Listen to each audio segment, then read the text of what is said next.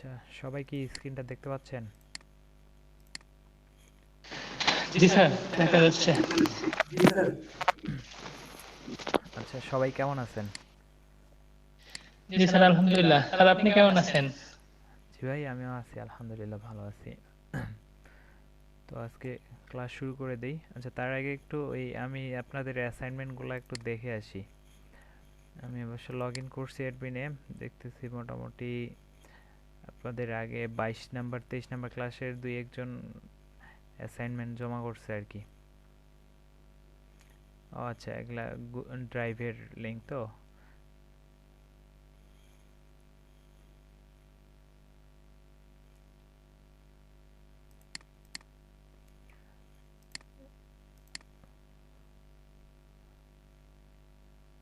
আচ্ছা, এটা কি শেষের লিঙ্কটা কি দিছেন আমি বুঝতে পারিনি। Hair design zip also. আচ্ছা, এখানে শুধু লিঙ্ক দিলেই হবে আর কি, অন্য কিছু লিখতে হবে না। আচ্ছা, বুঝতে পারছি। আচ্ছা, সবাই ড্রাইভের লিঙ্ক দিছে, যার কারণে এখন আসলে ড্রাইভ থেকে ডাউনলোড করে দেখার সময়টা নষ্ট করতে যাচ্ছি না। আর আমাদের কম বেশি সবাই আমরা কি সবাই রেজিস্ট্রেশন করা আছি এইখানটায়? আমার তো মনে হয় সবাই স্যার, আছি। আমার হোমওয়ার্ক গুলো স্যার অ্যাপ্রুভ হচ্ছে না স্যার। আমার 4টা হোমওয়ার্ক আচ্ছা, পেন্ডিং। আপনার শেষেরগুলো মনে হয় আমি চেক করিনি, যার কারণে অ্যাপ্রুভ হয়নি আর কি। সমস্যা জি নেই, স্যার। ওগুলা দেখে অ্যাপ্রুভ করে দেব। জি স্যার। আচ্ছা, তো আমরা কি শিখতেছিলাম একটু দেখি।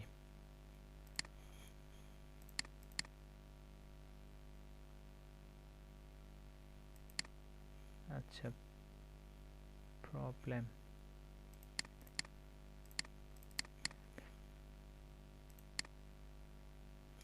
আচ্ছা, আপনাদের 25 নাম্বার ক্লাস ছিল মনে হয় গত সোমবার।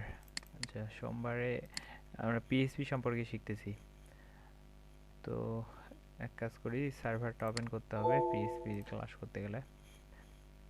তো আজকে ওয়ার্মটা চালু করলাম।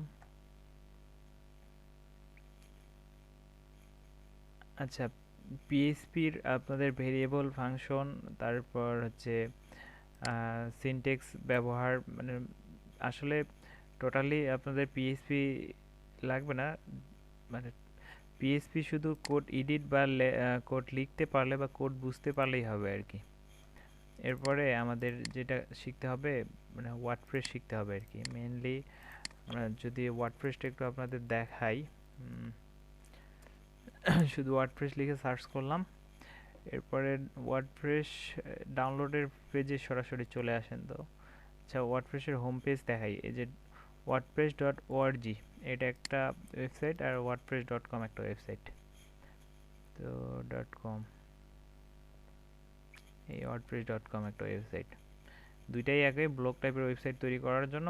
wordpress.com আসলে কমার্শিয়াল, আর আরেকটা হচ্ছে অর্গানাইজেশন টাইপের। আচ্ছা, অর্গানাইজেশন বলতে ওয়ার্ডপ্রেস একটা ওপেন সোর্স সিএমএস, আর সিএমএস এর ফুল মিনিং হচ্ছে কন্টেন্ট ম্যানেজমেন্ট সিস্টেম।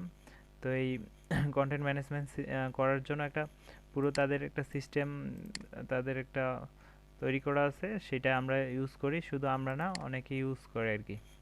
ওয়ার্ল্ডের 38% পাবলিকে আর কি এটা ইউজ করে। তো বুঝতে পারতেছেন 38 মানে কি, আসলে প্রোগ্রামিং ল্যাঙ্গুয়েজ তো অসংখ্য আছে। যেমন এএসপি আছে, পিএইচপি আছে, তারপর অনেক অনেক আছে। তো এগুলা দিয়ে আর কি ওয়েবসাইট বা ওয়েব ডেভেলপমেন্ট করা হয়।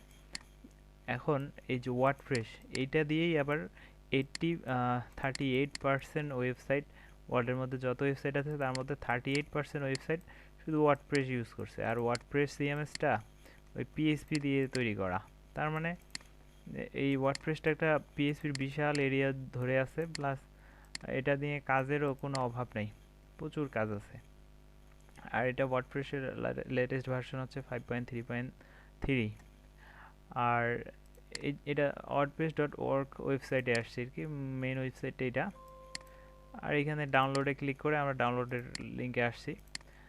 তো আর ওই wordpress.com ওয়েবসাইটটা একটু দেখাই দেই। এইখানে আসলে কিছুই নেই, এটা বলতেছে যে আপনি পপুলার ওয়েবসাইট তৈরি করার জন্য মানে একটা ভালো সিএমএস হিসেবে ওয়ার্ডপ্রেসকে ব্যবহার করতে পারেন। ওয়ার্ডপ্রেসের মধ্যে বাইল্ড করতে পারেন ওয়েবসাইট। আবার ওয়ার্ডপ্রেস অবশ্য ডোমেইন হোস্টিং হোস্টিং এবং ডোমেইনের সার্ভিস দিয়ে থাকে। মানে আপনি প্রথমে এখানে বিল্ড আপ করলেন একটা ওয়েবসাইট, তারপর ওটাকে হোস্টিং করার জন্য এখান থেকে হোস্টিং প্যাকেজ কিনে আপনার ওয়েবসাইটটা হোস্ট করে দিলেন। এই যে .com.org এরকম ডোমেইন কিনে এগুলো হোস্ট করতে পারবেন এই wordpress.com এর আন্ডারে। আর এই অর্কের আন্ডারে আপনি ওয়ার্ডপ্রেসের ডেভেলপমেন্ট এবং ওয়ার্ডপ্রেসের প্লাগইন, ওয়ার্ডপ্রেসের থিম এবং ওয়ার্ডপ্রেসের রিপোজিটরি এগুলা নিয়ে কাজ করতে পারবেন। মানে ডেভেলপমেন্ট এরিয়ায় কাজ করার জন্য আপনি ওয়ার্ডজি ওয়েবসাইটটা আপনার জন্য প্রয়োজন আর কি। এখানে আপনি কোডের ডকুমেন্টেশন দেখতে পারবেন, থিম ডকুমেন্টেশন দেখতে পারবেন। এছাড়াও হোস্টিংয়ের সার্ভিসে এইখানটায় আছে আর কি। যাই হোক, সাইটগুলোতে আপনাদের খুব একটা বেশি সময় দিতে হবে না, তবে এই সাইটে মানে ওয়ার্ডপ্রেস নিয়ে কাজ করতে হবে। তো এই ডাউনলোডে আসার পর এখানে ক্লিক করে ডাউনলোড করবেন, ঠিক আছে? তো ডাউনলোডে ক্লিক করার পর আমি ডাউনলোড ফোল্ডারের মধ্যে সেভ করতেছি। মাত্র 13 এমবি একটা প্যাকেজ জিপ করা আছে, তো এটা ডাউনলোড করে নেন। আর যে ওয়ার্ডপ্রেস আসলে আপনার ওই যেরকম আমি দেখাইছি পিএইচপি যখন কাজ করবেন আপনি লোকাল হোস্টে, আমি www ডিরেক্টরিতে আসছি। এরপর এখানে আমরা করছিলাম এলইডিপি পিএইচপি নামের একটা ফোল্ডার করছিলাম, ওইখানে আমরা হচ্ছে ওয়েবসাইটের ফাইল রাখতেছিলাম। তো আমরা ওয়েবসাইটটা আসলে ডিজাইন করে নাই, শুধু পিএইচপি এখানে একটা মানে প্র্যাকটিস করার জন্য পিএইচপি ফাইল তৈরি মানে নিয়েছিলাম আর কি। তো আমরা এরকমই একটা ফোল্ডারের মধ্যে ওয়ার্ডপ্রেসটা সেট আপ করবো, মানে ইনস্টল করব। আচ্ছা, ইনস্টল করে ওইটার মধ্যে আমরা থিম প্লাগইন ইউজ করব, কেমনে ইউজ করে, কেমনে সেট আপ করে, এগুলাই আমি আর কি আজকে দেখাবো। তো আপনাদের কারো যদি বুঝতে প্রবলেম হয় তাহলে বলেন আর কি।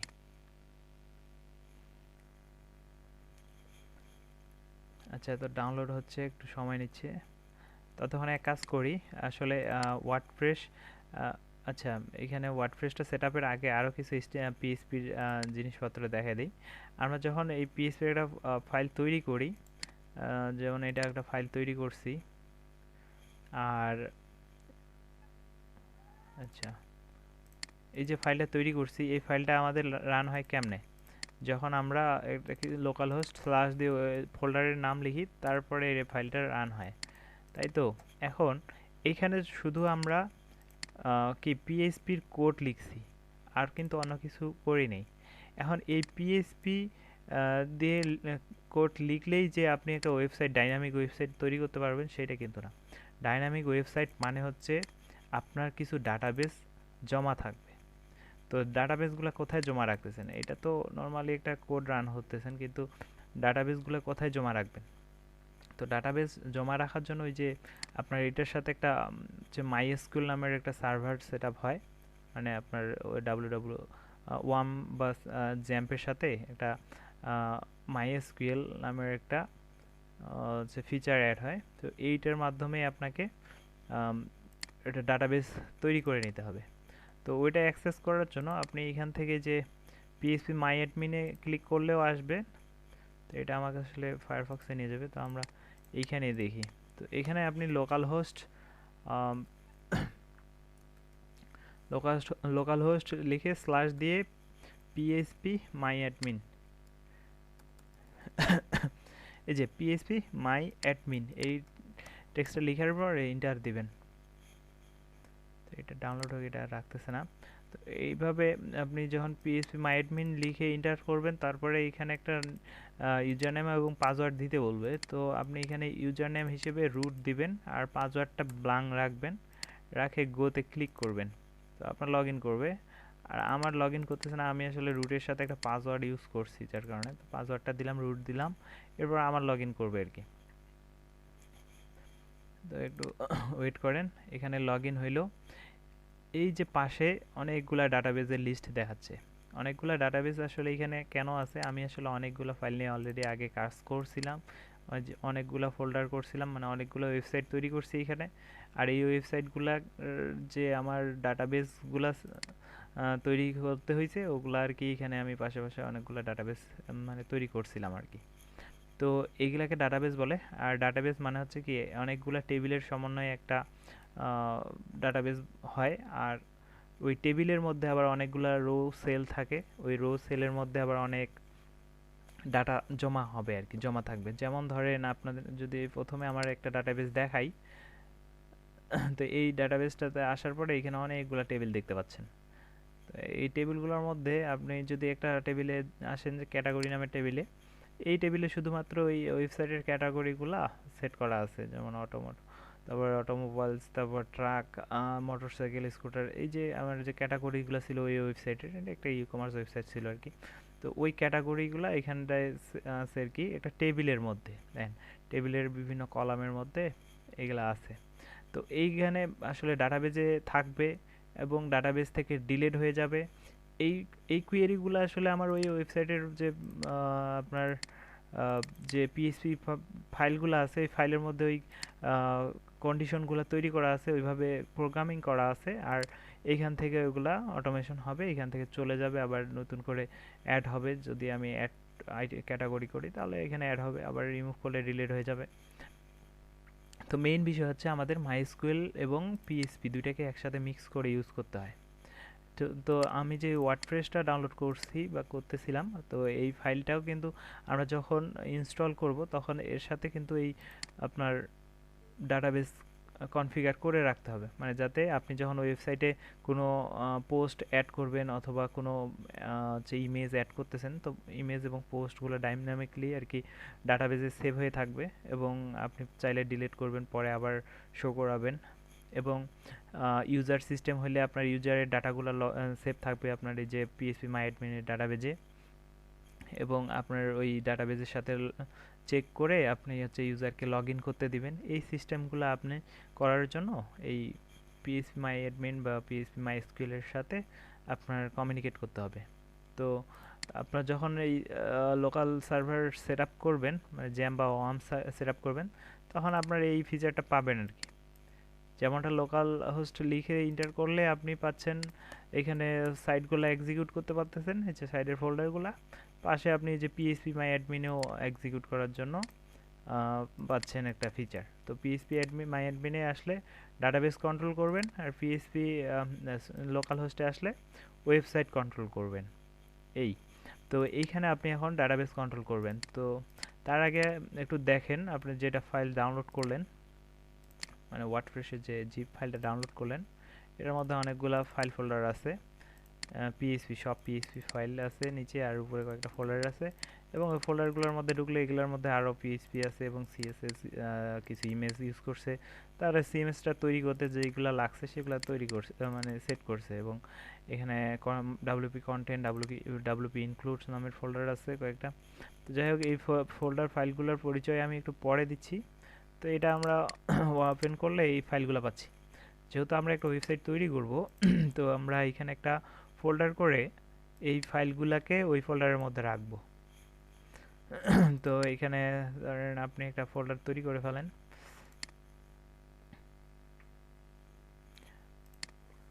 দিলাম যে এলইডিপি ওয়ার্ডপ্রেস। আচ্ছা, এলইডিপি ডাব্লিউপি দিলাম, মানে WP full meaning WordPress use করলাম আর কি। তো এই জায়গায় আমাদের এই সব ফাইলগুলা আমাদেরকে এক্সট্র্যাক্ট করতে হবে। আচ্ছা, জিপ থাকলে আপনি জিপ থেকে এক্সট্র্যাক্ট করার জন্য আপনার যে বিভিন্ন সফটওয়্যার আছে, যেমন আমি এখানে উইন্ডার নামের একটা সফটওয়্যার ইউজ করতেছি। উইনজিপ আছে, 7zip আছে, এরকম অনেক সফটওয়্যার আছে। তো উইন্ডার দিয়ে আপনি হচ্ছে একটা জিপ ফাইলকে এমন করে ওপেন করতে পারবেন। যেমন এটা আমার জিপ ফাইল, ডাবল ক্লিক করছি, ওপেন হয়েছে। এর ভিতরের ফাইলগুলোকে আমি কি করছি, এই সব সিলেক্ট করতেছি। তো কন্ট্রোল এ দেন, সব সিলেক্ট হয়ে যাবে। তারপর টানে আনে আপনি যেখানে এক্সিকিউট করতে চাচ্ছেন, মানে যেখানে এক্সট্র্যাক্ট করতে চাচ্ছেন ওইখানে ফেলাই দেন। একটু ওয়েট করেন, এগুলা এক্সট্র্যাক্ট হবে, কপি হবে, এই ফোল্ডারে চলে আসবে। আচ্ছা, এটা চলে আসুক। আর এর মধ্যে আচ্ছা এভাবে আসলে কাজ করতে পারবো না, বাইরে কাজ করতে পারবো। আচ্ছা, তো এই যে ডাটাবেস, এখানে আপনার এই যে ডাটাবেজে যখন ক্লিক করবেন এখানে সকল ডাটাবেজের লিস্ট দেখাবে, আপনি এখান থেকে আবার ডাটাবেজকে ডিলিট করতে পারবেন। যেমন আমি সিলেক্ট করছি, এটাকে ড্রপ করলে ডিলিট হয়ে যাবে। আবার নতুন ডাটাবেজ অ্যাড করতে গেলে আপনি এখানে ডাটাবেজের নাম লিখবেন, ক্রিয়েট করবেন, নতুন আরেকটা ডাটাবেজ তৈরি হবে এবং ওই ডাটাবেজের মধ্যে কয়টা টেবিল চাচ্ছেন, কয়টা টেবিলে কয়টা রো কলাম চাচ্ছেন ওগুলো সেট করে করে আরও নতুন টেবিল তৈরি করতে পারবেন। আর এই যে স্ট্যাটাসে আপনি দেখতে পারবেন কত এমবি আপনার ডাটাবেস গ্রহণ করছে এবং ইউজার্সে কন্ট্রোল করতে পারবেন ইউজার্স। যেমন আমি যে রুট ইউজার দিয়ে ঢুকছি এবং রুট ইউজারে আমি পাসওয়ার্ড ইউজ করছি, তো আপনি এখানে এডিট করে আপনি পাসওয়ার্ড সেট করে দিতে পারবেন।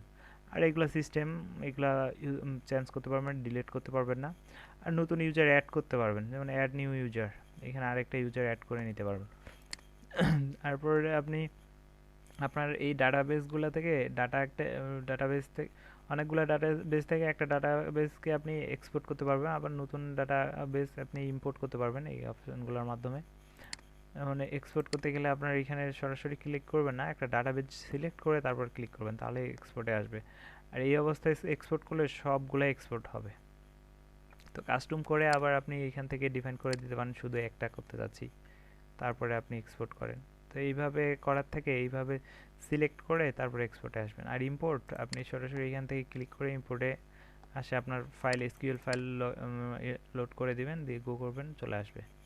এরপর সেটিংস আছে হালকা কিছু সেটিংস, তো এগুলো না জানলেও চলবে আপাতত। তো আপনার এইখানটায় শুধু ডাটাবেস কেমনে ক্রিয়েট করে আর ডাটাবেস কেমনে ওই ক্রিয়েট করার পরে ওয়ার্ডপ্রেসের সাথে ইউজ করে এটাই জানতে হবে। তো এইখানে ফাইলগুলো চলে আসছে, যখন এটা চলে আসছে যে এলইডিপি ডাব্লিউপি যে ফাইল আমি ফোল্ডারটা করছি, এখন আপনি এই যে লোকাল হোস্টের পরে এক কাজ করেন, এলইডিপি এবং ডাব্লিউপি এটা লিখে একটা ইন্টার দেন। ফাইলগুলা রাখে ফোল্ডারের মধ্যে, ওই ফোল্ডারের মধ্যে আসার ট্রাই করেন।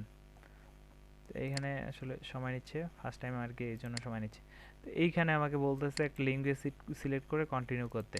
তো এইখানে যদি উপরে দেখেন ডাব্লিউপি অ্যাডমিন এবং set up hyphen config dot PHP নামে একটা ফাইল লোড হয়েছে।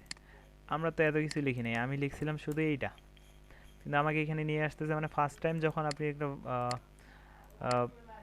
ইনস্টল করবেন তখন আপনার এই অপশনগুলো যাবে। তো আপনি ইংলিশ রাখে এগুলো একটু মনোযোগ দিয়ে রাখেন, দেখেন নেক্সট টাইম কিন্তু আপনাদেরকে এইভাবেই কাজ করতে হবে আর কি, মানে ওয়ার্ডপ্রেস সেট আপ করতে হবে। তো এটা সিলেক্ট অবস্থায় কন্টিনিউ করেন। এরপরে এইখানে কি কি চাচ্ছে এটা একটু দেখেন। এইখানে চাচ্ছে ওয়ার্ডপ্রেস যদি আপনি সেট আপ করতে চান তাহলে ডাটাবেস লাগবে, আর ডাটাবেজের থেকে কি কি লাগবে, ডাটাবেজের নাম লাগবে, ডাটাবেজের ইউজার লাগবে, ডাটাবেজের পাসওয়ার্ড লাগবে, ডাটাবেজের হোস্ট লাগবে এবং টেবিল প্রিফিক্স লাগবে। যেহেতু এই পাঁচটা আপনার জিনিসপত্র লাগবে, তো এই পাঁচটা জিনিসপত্র আপনি কোথায় পাবেন, এই যে এইখানে একটা ডাটাবেস ক্রিয়েট করে ওই ডাটাবেস থেকে ডাটাবেজের ইউজার, ডাটাবেজের পাসওয়ার্ড, ডাটাবেজ নেম এগুলো আপনি নিতে পারবেন, তারপরে এখানে সেট আপ করতে পারবেন, তাই তো। তো তাহলে এখানে একটা নতুন ডাটাবেস তৈরি করেন। তো তৈরি করার জন্য এখান থেকেই আপনি এখানেই দেখতে পাবেন, এখানে একটা নাম দিয়ে দেন, ধরেন আমি এলইডিপি ডাব্লিউপি দিলাম। তো আপনি আপনার ইচ্ছে মতো দিবেন, কিন্তু আর কি আমি এগুলা দিচ্ছি আসলে আপনাদের যাতে বুঝতে পারি যে আপনাদের ক্লাসের জন্য এইগুলা আমি ইউজ করছি। তো এই যে তৈরি হয়ে গেছে, কিন্তু এই পাশে দেখেন চলে আসছে। তাহলে আর কিছু করতে হবে না, আপনার টেবিল তৈরি করতে হবে না, টেবিলগুলো অটোমেটিকলি তৈরি করবে, ওয়ার্ডপ্রেস জেনারেট করবে। এই জন্যই আসলে সবাই ওয়ার্ডপ্রেস ইউজ করে, যে অটোমেটিকলি জেনারেট করে, আবার কোডিং রিকোয়ারমেন্ট লাগে না, খুব বেশি কোডিং জানা লাগে না। তাছাড়া মানে কোডিং না জেনেও অনেক ওয়ার্ডপ্রেস দিয়ে অনেক কিছু তৈরি করতে পারে, এই জন্যই ওয়ার্ডপ্রেসটা এত পপুলার হয়ে গেছে। তো এই যে এটা দেখলেই বুঝতে পারবেন। তো এই যে আমি যে ডাটাবেসটা তৈরি করলাম, তো এই ডাটাবেসটা আমরা এখন তাহলে ইউজ করতে পারি। তাহলে এখানে লেটস গো করেন, তারপরে এখানে বলতেছে ডাটাবেস নেম দেন। তো আমি যে ডাটাবেসটা তৈরি করলাম নামটা দিলাম, তারপরে আমার ইউজারটা দেন, মানে এই যে পিএইচপি মাই অ্যাডমিনে যে লগ ইন করছি যে ইউজারটা ছিল কি ছিল, রুট, এবং এটা আমি যে পাসওয়ার্ড দিছি, আপনি যদি পাসওয়ার্ড না দেন এটা ব্ল্যাঙ্ক রাখবেন। আর আমি যেহেতু পাসওয়ার্ড দিছি, আমি তো পাসওয়ার্ডটা এখানে দিব আর কি, আমার পাসওয়ার্ড দেওয়া আছে এটা। আর এইখানে সার্ভার এখন আমার লোকাল হোস্টে আছে, তো লোকাল হোস্টেই রাখেন, কোনো সমস্যা নাই। লাইভ সার্ভারেও লোকাল হোস্ট দিতে পারবেন, কোনো প্রবলেম নেই। এবং টেবিল প্রিফিক্স একটা ডিফাইন করে দেন, দিলে এইখানে ডাটাবেজের সাথে একটা মানে প্রিফিক্স সেট হয়ে যাবে আর কি। তো আপাতত ডাব্লিউপি থাকুক, মানে ওয়ার্ডপ্রেসের জন্য, এবং সাবমিট করেন। দেখতেছে অলরাইট সব ঠিকঠাক পাচ্ছে।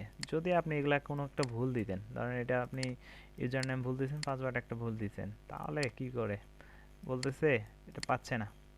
আচ্ছা পাচ্ছে না না মানে একটা সেট হয়ে গেছে আর কি, আমি যে প্রথমে সঠিকটা দিছিলাম এটা সেট হয়ে গেছে আর কি। ওটা সেট হওয়ার কারণে আর এখন ওই ইরোরটা দেখাচ্ছে না, তাহলে আপনাকে একটা ইরোর শো করাইতো। তো এই যে অলরেডি সেট হয়ে গেছে, তো এক কাজ করেন আমি আবারও করে দেখাই। ডিলিট করলাম, এরপরে আবার ওই ব্যাক করেন।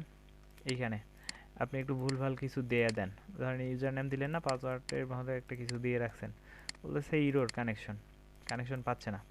আবার ট্রাই করেন, এখন আবার সঠিকগুলো দিয়ে দেন।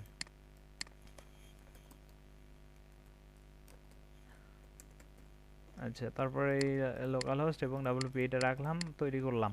এরপরে অলরাইট সব ঠিকঠাক আছে, রান করেন, ইনস্টল করেন, একটু ওয়েট করেন। এখন বলতেছে সাইটের নাম দেন এবং আপনি এই সাইটের অ্যাডমিনের একটা ইউজার নেম দেন এবং পাসওয়ার্ড দেন, ইমেল দেন। তো আমি একটা দিয়ে দিই, সাইটের নাম দিলাম ধরেন এলইডিপি নিউ ডাব্লিউপি। আচ্ছা ডাব্লিউপি ওয়েবসাইট দিয়ে দিই, এটা ধরেন ওয়েবসাইটের নাম দিয়ে দিলাম। সব বড় হাতেরই ইউজ করি, সমস্যা নেই। এবং এখানে একটা ইউজার নেম দিয়ে দেন, ধরেন আমি অ্যাডমিন দিলাম যেহেতু অ্যাডমিন হিসেবে কন্ট্রোল করব। এরপর পাসওয়ার্ড একটা কিছু দেন, অ্যাডমিন দিলাম আমি। আসলে আপনি আসলে হার্ড ইউজ করবেন, আমি একটু উইক ইউজ করতেছি যেহেতু আমরা ক্লাসের জন্য শিখতেছি তাই। তো এখানে একটা ইমেল দেন,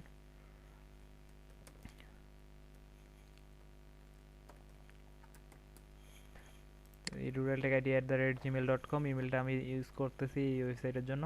আর অ্যাডমিন এবং পাসওয়ার্ড এটা কিন্তু আপনার অ্যাডমিনে লগ ইন করার জন্য লাগবে, তো এটা দেওয়ার সময় মনে রাখবেন আর কি। তারপরে ইনস্টল ক্লিক করেন, হয়ে গেছে সাকসেস। এরপরে আপনি এই অ্যাডমিন দিয়ে যেটা পাসওয়ার্ড দিয়েছেন লগ ইন করতে পারবেন। কোথায় লগ ইন করতে পারবো? ডাব্লিউপি লগ ইনে মানে হচ্ছে অ্যাডমিন প্যানেলে লগ ইন করতে পারবো। আচ্ছা অ্যাডমিন প্যানেল বাদ দিয়ে আপনি আরেকটা নতুন ট্যাব খুলে একটু দেখেন, এইখানটায় একটা ওয়েবসাইট চলে আসছে, লোকাল হোস্ট স্ল্যাশ এলইডিপি ডাব্লিউপির মধ্যে একটা ওয়েবসাইট চলে আসছে।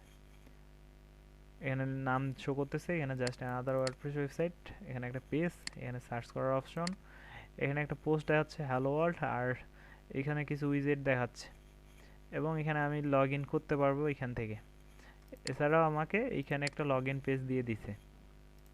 আচ্ছা এখন এগুলো হওয়ার পরে আপনি ডাটাবেসটা তো ব্ল্যাঙ্ক ছিল তাই না, একটু আবার ডাটাবেসটা চেক করেন তো রিলোড করে। এই যে ডাটাবেসটা সিলেক্ট অবস্থায় আছে, এখানে দেখেন কিছু ফোল্ডার না টেবিল তৈরি হয়ে গেছে।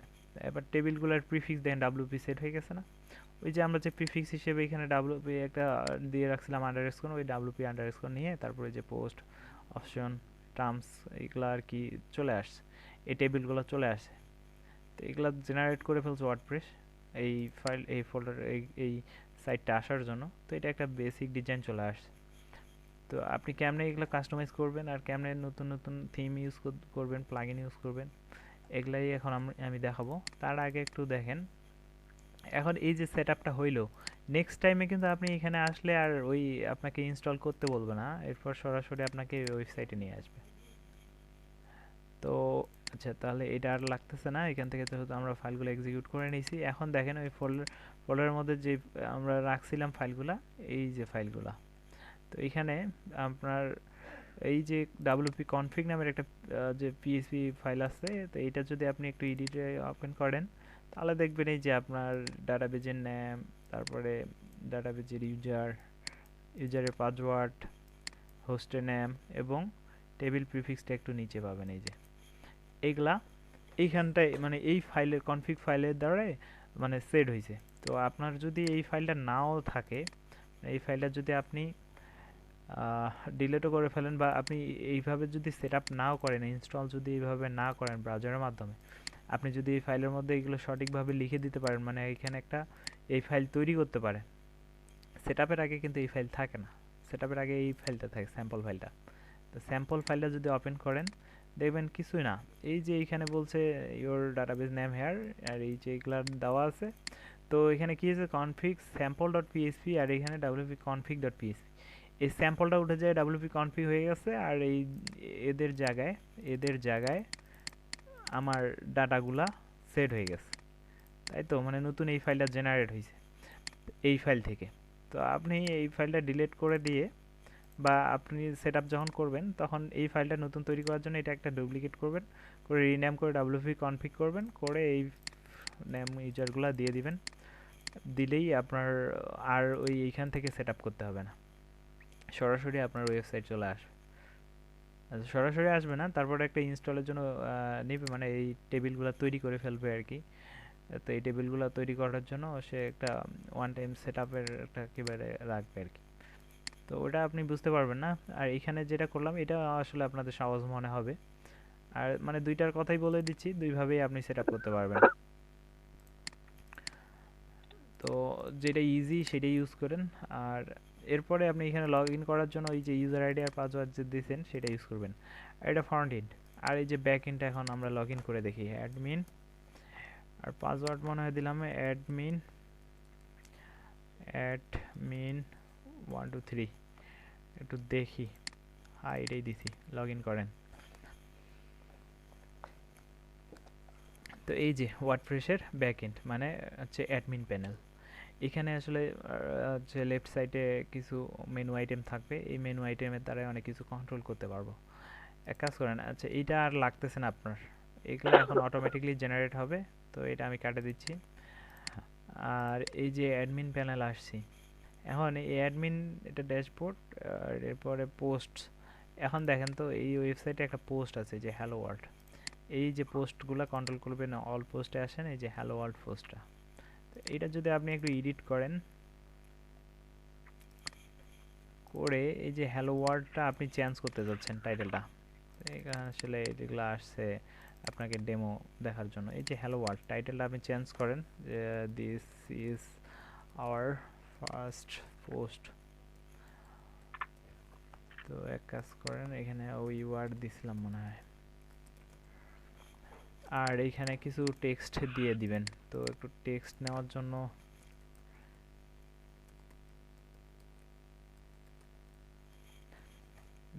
ডামি টেক্সট নিয়ে আসি। তো আসলে এই সাইটগুলো এখন আর ওইভাবে টেক্সট দেয় না, একটু এইটাতেই আসি।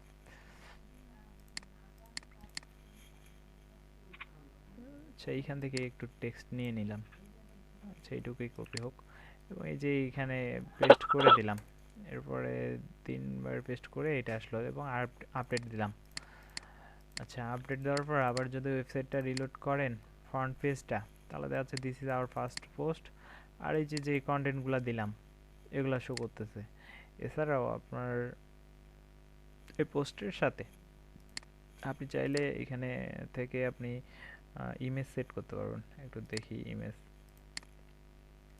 ফিচার ইমেজ, এখান থেকে একটা ইমেজ আপলোড করেন। কাজ করি, আমার ডেস্কটপে দেখি আমার কোনো ইমেজ। আচ্ছা, এই যে ওমানের একটা ইমেজ ইউজ করি। তো এই যে ইমেজটা এখানে নিলাম, নেওয়ার পর আবার যদি আপডেট করি, এরপরে আবার যদি ওয়েবসাইটে রিফ্রেশ করি, টাইটেল, ইমেজটা, তারপর কন্টেন্ট, এবং আমি যখন এটাতে ক্লিক করব মানে টাইটেলে, তারপরে আমাকে আবার একটা সিঙ্গেল পেজে নিয়ে গেল। আচ্ছা, তারপরে এই যে টাইটেল, ইমেজ, ফুল কন্টেন্টটা, এবং এইখানে কে কে কমেন্ট করছে এগুলা দেখা যাচ্ছে, এবং আমিও কমেন্ট করতে পারতেছি।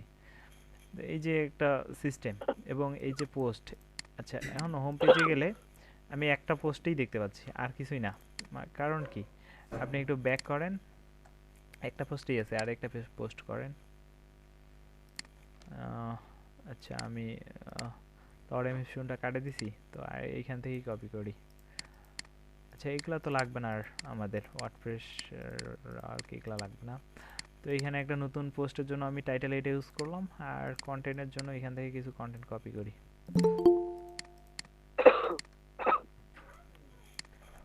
আচ্ছা, তো কন্টেন্টগুলো কপি করে আমি এখানে পেস্ট করতেছি, কিছু কন্টেন্ট দিলাম, আর এইখান থেকে ওই ইমেজ সেট করেন, ফিচার ইমেজে ক্লিক করে আরেকটা ইমেজ আপলোড করেন। তো একটু দেখি বাইরে কি কি ইমেজ আছে আমার। আচ্ছা, এই যে হ্যাপি নিউ ইয়ারের একটা ইমেজ দেখতেছি, তো এই ইমেজটা সেট করলাম, পরে পাবলিশ দিলাম। তো পাবলিশ হয়ে গেছে। এরপরে আবার যদি ওয়েবসাইটের হোম পেজটা রিলোড করি, তাহলে এই যে এখন এইখানে দেখাচ্ছে এই যে সেকেন্ড পোস্টটা, এবং সেকেন্ড পোস্টটা শেষ হয়ে তারপরে এই যে ফার্স্ট পোস্টটা এখানে শো করতেছে। এবং সেকেন্ড পোস্টটাতে যদি আমি ক্লিক করি এখানে টেক্সটের মধ্যে, তাহলে আমার সেকেন্ড পোস্টের রিড ডিটেলসে নিয়ে যাচ্ছে। এবং ওল্ডার পোস্টটা এখানে মানে নেভিগেট করা যাচ্ছে, মানে ওল্ডার পোস্টে যাওয়া যাচ্ছে এখান থেকে। তো যাই হোক, এইভাবে আপনার এখানে কয়টা পোস্ট করবেন, পোস্টগুলো এখান থেকে করতে পারবেন। আর হোম পেজে পোস্টগুলো শো করবে। আসলে মূলত ওয়ার্ডপ্রেসটা ছিল আসলে পোস্ট, মানে ব্লগ ওয়েবসাইট তৈরির জন্য, আর্টিকেল রাইটারদের বা পোস্ট ব্লগ ওয়েবসাইটের জন্য। তো পরবর্তীতে ওয়ার্ডপ্রেস দিয়ে এখন সবই করা যায়, ওয়ার্ডপ্রেস দিয়ে ই-কমার্স থেকে শুরু করে পোর্টফোলিও সব কিছু করা যায়। তো এই যে পোস্ট করতেছেন আপনি, আর পোস্টগুলো এখানে শো করতেছে। এখন এই ডিজাইনটা আপনি তো আর এই ডিজাইনই ইউজ করবেন না, আপনার তো এই ডিজাইনগুলো চেঞ্জ করতে হবে বা আপনাকে অন্য ডিজাইন লাগবে। তো সেই ক্ষেত্রে কী করবেন, এখানে অনেকগুলো মেনু আছে। এখানে এই যে অ্যাপিয়ারেন্স এবং থিমস আছে, এই অ্যাপিয়ারেন্স থেকে থিমস যায় একটু থিমস চেঞ্জ করতে পারবেন।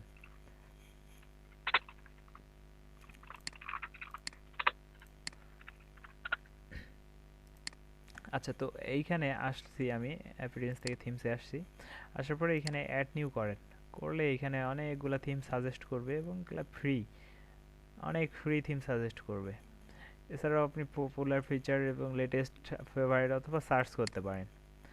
এমন কোনো থিম আছে আপনি নাম জানেন কিন্তু আপনি এখানে পাচ্ছেন না, তো এটা সার্চ করবেন এখান থেকে। তো এইখানে ফিচার্সের মধ্যে এই যে দেখাচ্ছে এগুলা ইনস্টল করতে পারবো আর কি, এটা বলতেছে।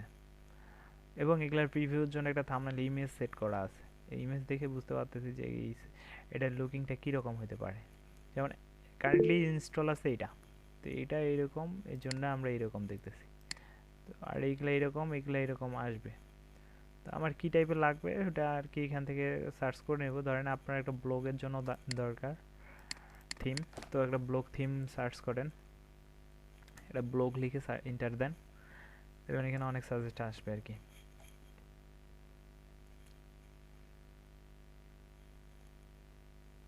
আচ্ছা, ব্লগের জন্য ওই 20টাও কিন্তু ব্লগের জন্যই। এছাড়াও সেখানে কি হয়েছে আগেরগুলাই তো, ও আচ্ছা, আমার আসলে সার্ভার থেকে এক্সিকিউট হচ্ছে না। অনেক সময় লোকাল সার্ভারে কাজ করলে আপনার এরকম প্রবলেম আসতে পারে, এটা কোনো প্রবলেম না, মাঝে মাঝে এটা হয়, সব সময় হবে না। আচ্ছা, তো এইখানে যে টোটালে আমি 4000-এর মতো থিম দেখতে পাচ্ছি যখন কোনো কিছু না লিখেই সার্চ করতেছি। তো এখান থেকে নর্মালি আপনাদেরকে একটা থিম সেট আপ করে দেখাই আর কি। এখানে এগুলা ল্যান্ডিং টাইপের একটা পেজ দেখাই, ল্যান্ডিং পেজ হিসেবে এটা। আচ্ছা, ব্লগ দেখাইতে চাইছিলাম তাই না,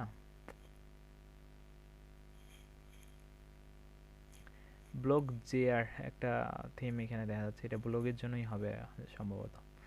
আসলে এখানে থিমের নাম করা হয় আসলে ওই কি টাইপের থিম হবে সেটার উপর ডিপেন্ড করেই আর কি। তো এক কাজ করি, এইখানে সরাসরি ইনস্টলে ক্লিক করি, প্রিভিউ আর দেখলাম না।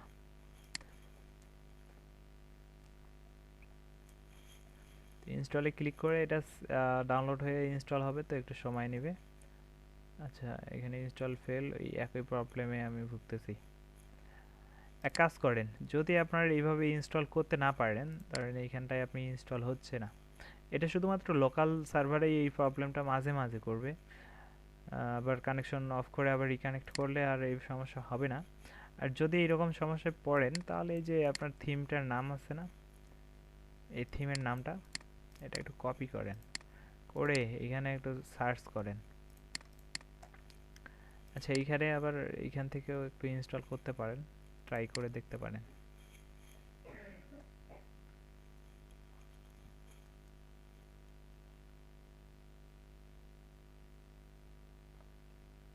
আচ্ছা, এইভাবে আসবেই না, তো একটু গুগলে সার্চ করেন, নামটা লিখে সার্চ করছি তো এই যে ওয়ার্ডপ্রেসের থিম থেকে এটা আসতেছে, এটাতে ক্লিক করেন। ক্লিক করার পরে এটা ডাউনলোড করার একটা অপশন পাবো, ওইখান থেকে ডাউনলোড করে নেব।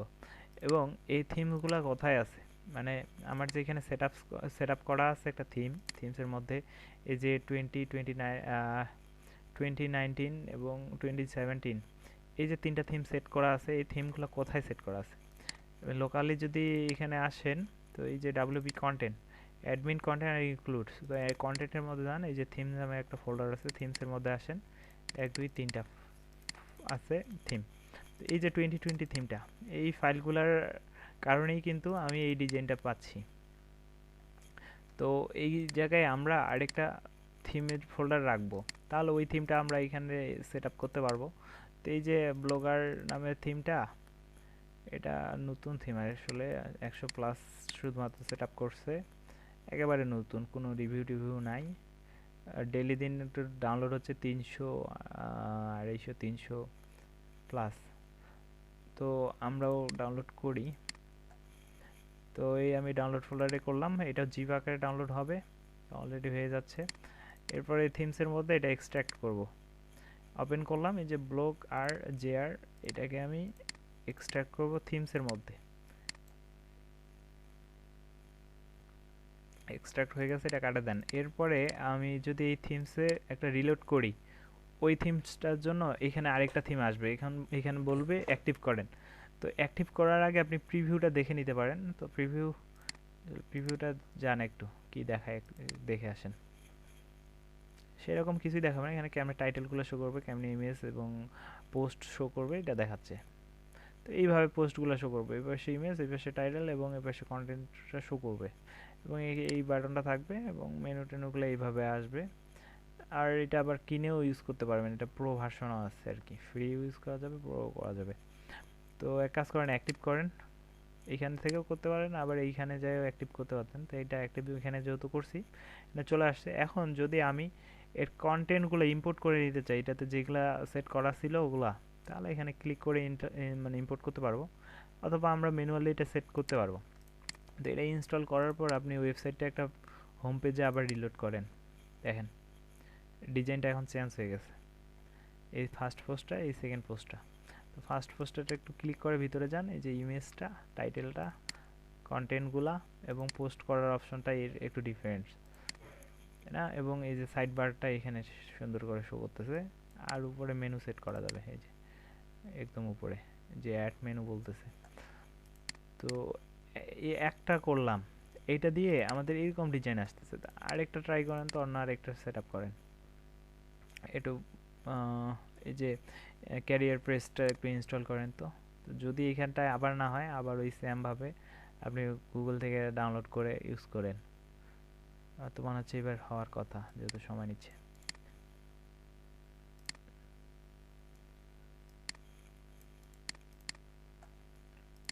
আর যদি না হয়, এখানটায় একটু সার্চ করি, এখানে করলেও আপনার এই থিমটা চলে আসবে। আর ওই গুগলে করেও আপনার এইখানে আসা আর এখান থেকে সার্চ করা একই ব্যাপার।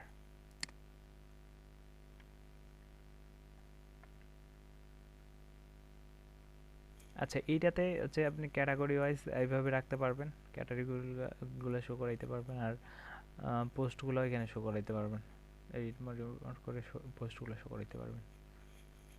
দেখি এখানে ইনস্টল হচ্ছে না, আমরা ডাউনলোড করব।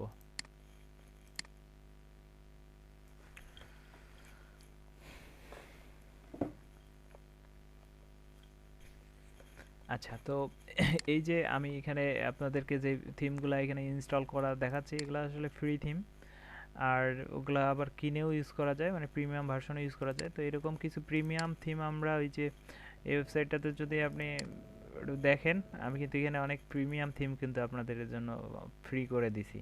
এই যে নিউজ পেপার থিম, আপনি যদি এই নিউজ পেপার থিমটা খুঁজেন, দেখবেন এটার প্রাইস কত। আসলে এরকম হচ্ছে লানটা হচ্ছে একটা প্লাগ ইন এক্সট্রা থিম, এটা এলিমেন্টরের ডিভি থিম, এটা এলিমেন্টরের। তো এই থিমসগুলা আমি এখানে ফ্রি দিছি আপনাদের ডাউনলোড করার সুবিধার জন্য। এই যে ক্যারিয়ার প্রেসটা, এটা আসলে নতুন থিম, এটা 400+ ইনস্টল করছে, ডেইলি দিন কত ইনস্টল হচ্ছে। আচ্ছা, এটার এখনও অ্যানালাইসিস দেয়নি। তো যেটা বলতেছিলাম, ফ্রি এবং প্রিমিয়াম থিম সম্পর্কে একটু বলি। এই প্রিমিয়াম থিমটা একটু প্রিভিউটা এইখানে দেখাই, আর এটা এখানে ক্লিক করে ডাউনলোড করে নিতে পারবেন আপনারা যখন ইউজ করতে যাবেন। এই যে নিউজ পেপার, এটা $59 এটার প্রাইস, এটা সেল হচ্ছে। আর এটা আমার মনে হয় অনেকবার সেল হয়ে গেছে, এই যে দেখেন প্রায় 1,000,000 লক্ষ 1 লক্ষ প্লাস সেল হয়ে গেছে, এবং অনেকে ইউজ করতেছে আর কি।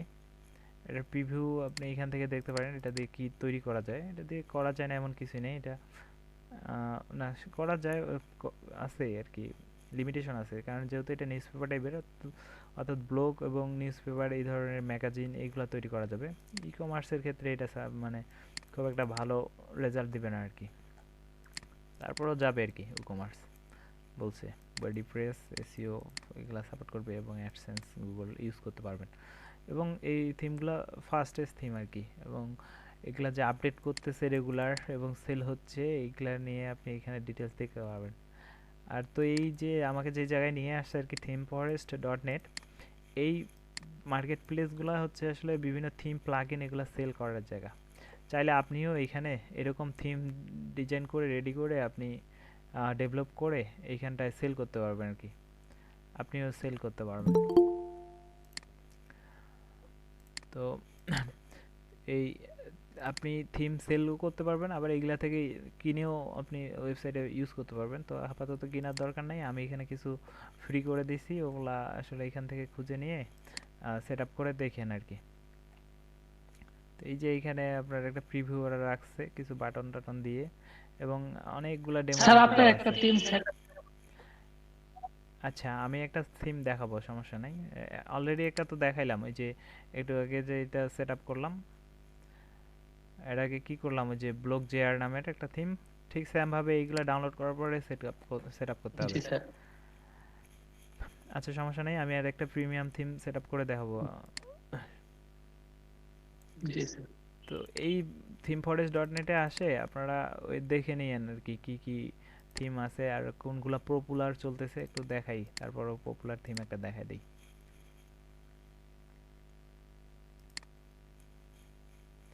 আচ্ছা, থিম ফরেস্ট অল আইটেমের মধ্যে পপুলার আইটেমসে একটু ক্লিক করেন তো। প্রথম যেই আইটেমটা আসবে ওই আইটেমটা একটু দেখেন কত টাকা প্রাইস আর কতবার সেল করতেছে।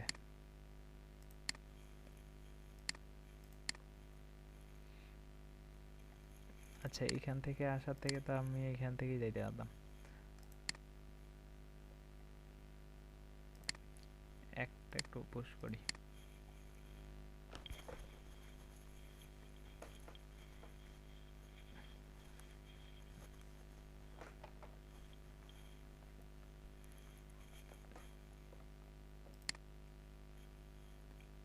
সন্ধ্যায় আসলে নেটের প্রবলেম হয় প্রচুর।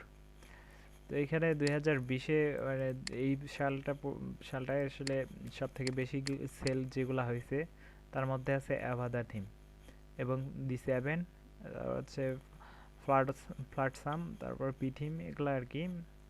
এগুলা বরাবরই প্রতি বছর এগুলা টপ সেলের মধ্যে থাকে। তো আমি অ্যাভাদার একটু ওপেন করি। আর আচ্ছা, দি সেভেন,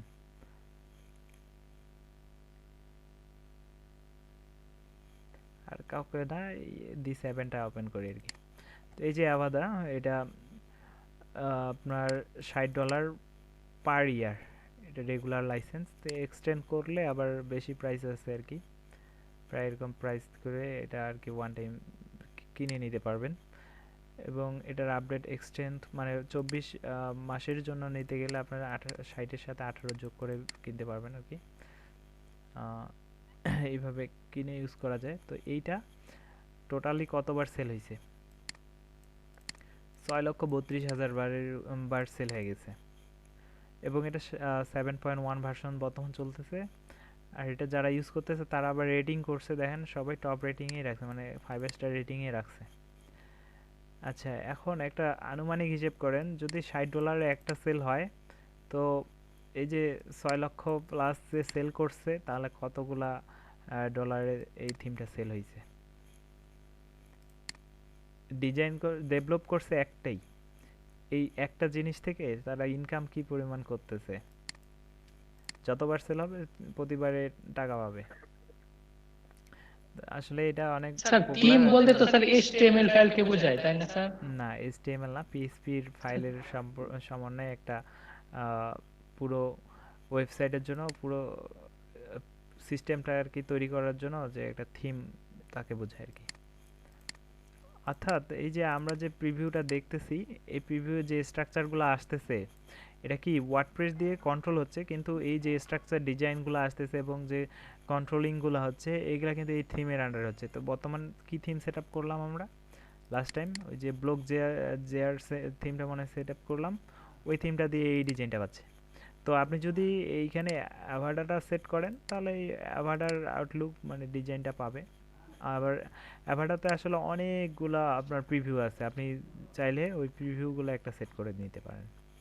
এবং এখানে কি কি সাপোর্ট করে ইকমার্স সুকমার্স অল এভরিথিং ইনক্লুড করছে আর কি এই থিমের মধ্যে। আর এখানে স্যার আমরা মোটামুটি কি স্যার ওয়ার্ডপ্রেস শেষ হলে থিম বানাতে পারবো? আসলে আমাদের এই 2 মাসের কোর্সে আপনার থিম ডেভেলপমেন্ট তো শিখতেছেন না, তারপরেও আমি বেসিক থিমগুলো কিভাবে ডেভেলপ করবেন আমি এগুলা দেখাবো, আর অ্যাডভান্স লেভেলেরগুলো শিখতে পারবেন না। তবে হ্যাঁ আমি আশা দিচ্ছি জি ওই স্যার। থিম ডেভেলপও শিখবেন আর কি, থিম ডেভেলপ করতে পারবেন, দেখাবো। এটা HTML জি স্যার। টেমপ্লেটকে কিভাবে থিম বানাইতে হয় এটা দেখাই দেবো। আচ্ছা, তো জি স্যার। এই যে থিমগুলা একটা থিমের সাথে পরিচয় করে দিই, যেমন এই যে ব্লক জেআর থিমটা আমরা ডাউনলোড করলাম, এখানে কিছু অ্যাসেটের মধ্যে কিছু HTML CSS HTML নাই, CSS আর JS ফাইলগুলো ফন্টসগুলো এখানে আছে। আর আইএনসির মধ্যে কিছু পিএইচপি ফাইল আছে, ল্যাঙ্গুয়েজের মধ্যে কিছুই লাগে না ওরকম, এটা ল্যাঙ্গুয়েজের ফাইল লাগে। আর এই টেমপ্লেটের মধ্যে পিএইচপি ফাইল, বাকি সবই পিএইচপি ফাইল। একটা থিম কখন হয়, একটা থিমের মধ্যে ইন্ডেক্স ফাংশনস আর CSS file, style CSS file থাকলে ওইটা থিম হয়ে যায়, মানে আপনার ওয়ার্ডপ্রেসের ক্ষেত্রে। তো যখন আমি থিম ডেভেলপমেন্ট দেখাবো তখন ওইগুলো আপনারা বুঝতে পারবেন, এই ফাইলগুলো বুঝতে পারবেন। এখন আপাতত বোঝার দরকার নেই, এখন আপাতত বুঝেন যে থিম কেমনে সেট আপ করে, কেমনে কন্ট্রোল করে। তো এই যে একটা থিম সেট করে আমি কন্ট্রোল করা দেখাইলাম, এরপরে আরেকটা থিম সেট আপ করা দেখাবো আর কি। তো এখান থেকে যে অ্যাড নিউ করে সেট করতে পারতেছিলেন, তাই না? এখানে অ্যাড নিউ করে যেমন আমরা এখন এটা আছে, তো নতুন আরেকটা সেট করব, অ্যাড নিউ করলাম, পরে এখান থেকে একটা চুজ করলাম, বা না থাকলে আমি এখানে ফোল্ডারের মধ্যে রেখে দিলাম, থিমস ফোল্ডারের মধ্যে, অথবা এইখান থেকে আপলোড করে দিলাম। যেমন আমি যে ডাউনলোড করছিলাম ওই যে ব্লক জেআর থিমটা, ওইটা আবার এইখান থেকে আপলোড করে দিলেও ইনস্টল করতে পারতাম, বুঝতে পারছেন? তো আমি এখন এইভাবে আপলোড করে একটা ইনস্টল করে দেখাবো। তো তার আগে একটু দেখি, আচ্ছা ডিভি থিমটা একটু আপলোড করে দেখি। এই যে আপলোডে ক্লিক করলাম এবং আমি চুজ করলাম, এবং আমি ডিভি নামের যে থিমটা আছে আমার এখানটা একটু দেখি, ডাউনলোডে ডিভি, এই যে ডিভি তো ডিভিটা ওপেন করলাম, পরে এখানে ইনস্টল করতেছি। আচ্ছা ডিভিটা কিন্তু প্রিমিয়াম থিম, আমার এই লিস্টে তো ডিভি থিমটা থাকার কথা। ডিভি থিমটা আছে, এই যেটা ডাউনলোড করলেই, এই ফাইলটা ডাউনলোড করলেই আপনি এই থিমটা পাবেন, যেটা আমি এখন ইনস্টল করতেছি আর কি, ঠিক আছে? তো এটা ইনস্টল হোক, একটু আপলোড হচ্ছে তো একটু সময় নেবে।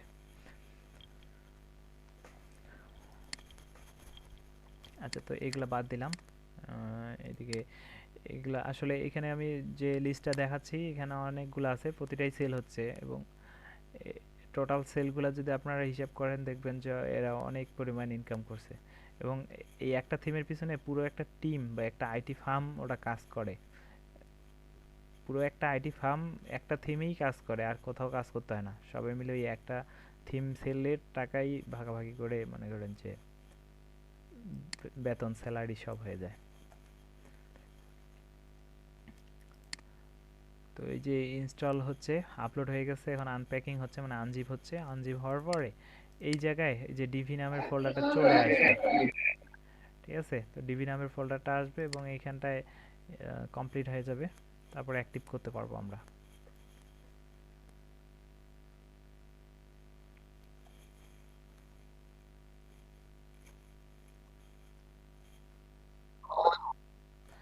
তো এখানে এই যে হ্যালো ভাই, সাকসেসফুলি ইনস্টল হয়ে গেছে, অ্যাক্টিভ করতে পারবেন। হ্যাঁ বলেন। ভাই হ্যাঁ কি মানে ওয়ার্ডপ্রেসের ভাই মানে এক্সাক্টলি মানে কি ভাই বুঝায় ভাই, কথা আটকে আটকে আসতেছে, একটু আবার বলেন। যদি কাজগুলো কোনো অ্যাক্টিভ ডোমেইনে দেখাতেন তাহলে মনে হয় আমাদের সুবিধা হতো। বুঝি নাই আবার, এক কাজ করেন টাইপ করে দেন তো। জি ভাই দিচ্ছি। আচ্ছা মুশফিক রহমান ভাই, আপনি শুনতে পাচ্ছেন হয়তো আপনার ল্যাপটপের প্রবলেম হয়েছে। এটা ইমেল।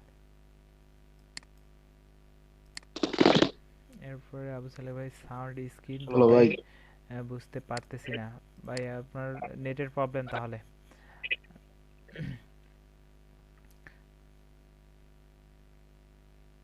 আচ্ছা সিয়াম ভাই, এটা পেস্ট মেইন ড্যাশবোর্ড দিয়েছে, আমার থিম এটা। ও আচ্ছা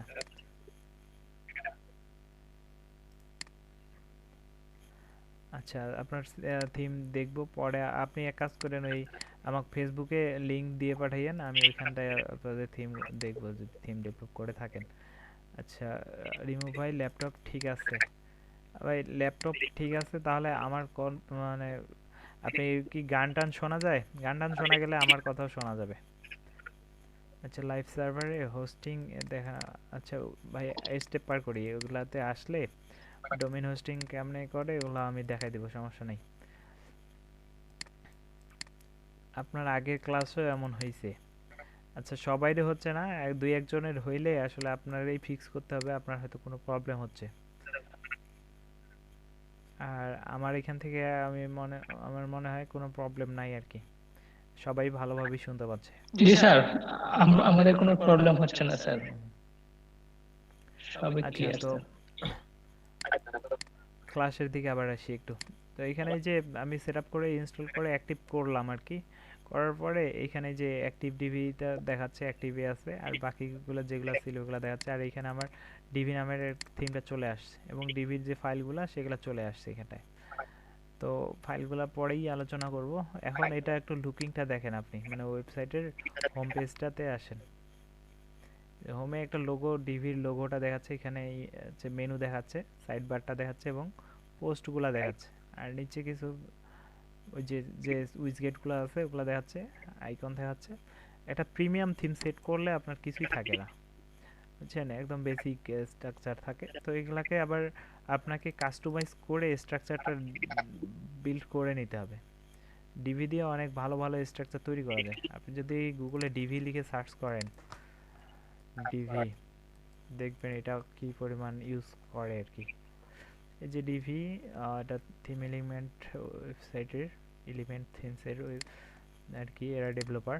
এরা আসলে এই ডিভি থিম আবার ওই যে থিম ফরেস্টে সেল হয় না। থিম ফরেস্টে যে থিমগুলো সেল হয় ওগুলা আলাদা। এই যে এখানে যেমন অ্যাভাডাস D7 এগুলা, আর এই যে ডিভি সরাসরি এরা সেল করে। এই যে এখানে প্রাইসিংয়ে দেখলে বুঝতে পারবেন, আর এখানে ডকুমেন্টেশনগুলো, প্রোডাক্টের ডিটেলসগুলো সুন্দরভাবে বলছে। একটু প্রাইসিং এ ক্লিক করেন।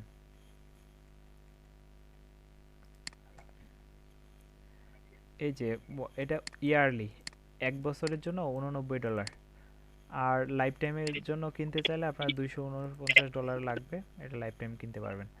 আর এটা কি পরিমাণ সেল হয়েছে একটু দেখেন, হাউ মাছ, মানে কত সংখ্যক বার সেল হয়ে গেছে, একটু নিচের দিকে থাকার কথা।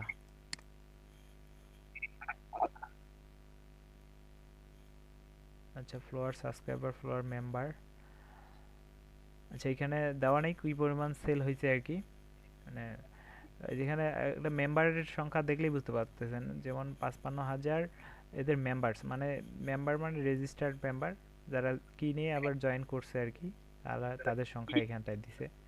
তার মানে এরাও খারাপ না, অনেক বেশি সেল করছে। আচ্ছা, এবং রেটিং করছে, অনেকে রেটিং করছে, সবাই লিখছে যে এটা ইউজ করে কি রকম সুবিধা পাচ্ছে, ফ্যাসিলিটি পাচ্ছে, এগুলা রেটিং দিছে, 5 স্টার রেটিং সবাই করছে। যাই হোক এগুলা বলতে চাচ্ছি না। তো এটার কাস্টমাইজেশন করতে হবে আপনাকে। কাস্টমাইজেশন বলতে আমরা এখানে ডিভির লোগো শো করতেছে, আপনি তো ডিভির লোগো ইউজ করবেন না।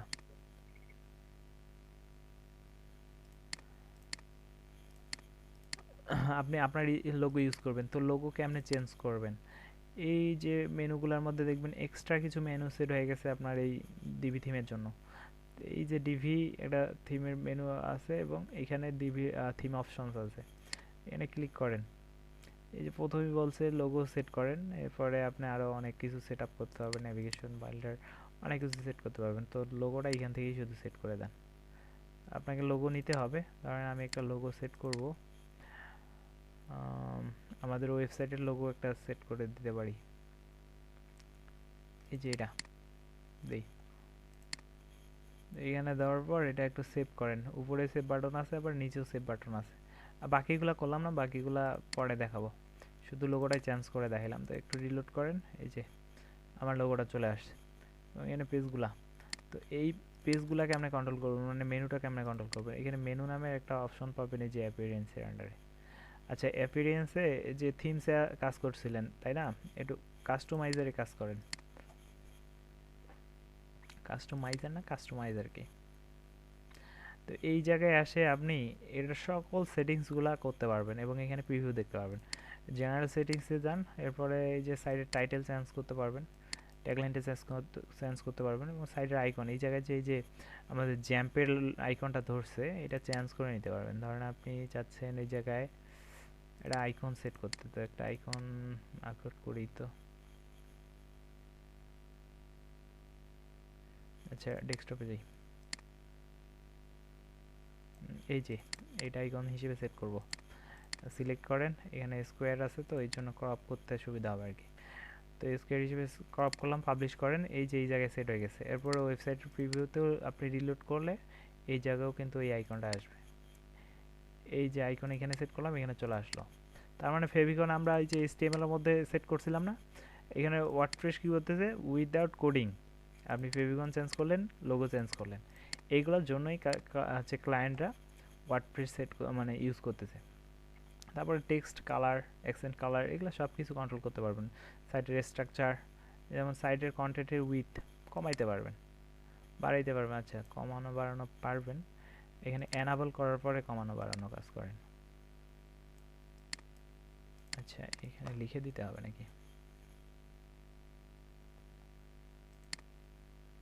আচ্ছা, এই জায়গায় স্ট্রাকচারটা আসলে ছোটই আছে, তো স্ক্রিনেই তো আমার ছোট, এই জন্য এই জায়গায় আর বুঝতে পারতেছি না যে কমতেছে কিনা, মানে বাড়তেছে কিনা।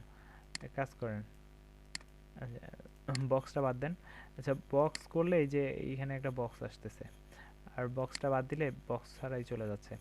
এবং এই কন্টেন্টের উইথ এবং হচ্ছে এই যে সাইড বারের উইথ, এগুলো আপনি কন্ট্রোল করতে পারবেন এবং হাইটগুলোও কন্ট্রোল করতে পারবেন।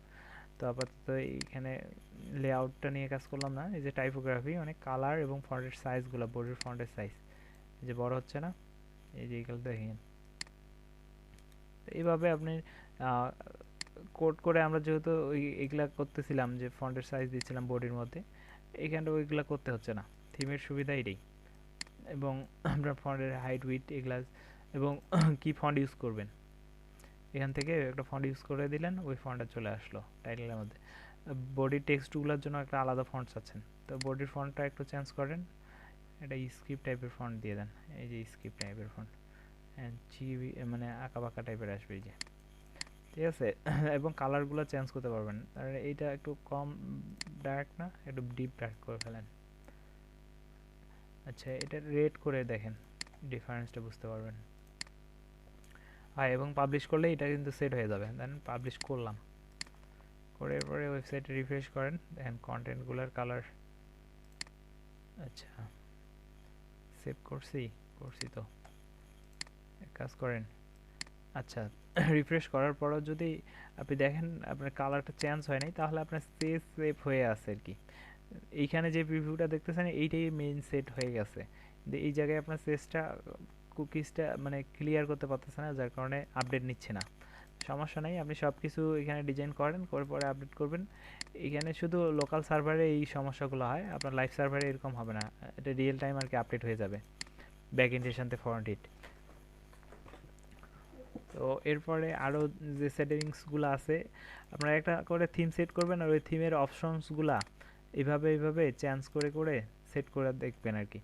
এই যে লোগো এবং এই যে মেনু, এইগুলা এখান থেকে কন্ট্রোল করতে পারবেন।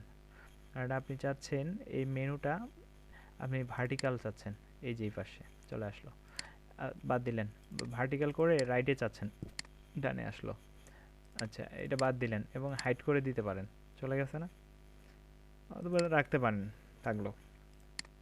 এরকম কন্ট্রোল করতে পারেন। এই যে প্রাইমারি মেনু, এটা এর প্রাইমারি মেনুর ফন্টের সাইজ বাড়াইতে পারেন, হাইটটা বাড়াইতে পারেন, কমাইতে পারেন, লোগোর হাইট উইথ বাড়াইতে পারেন। দেখেন লোগো এবং এই যে টেক্সটের সাইজ বাড়াইতে হবে কমাইতে হবে।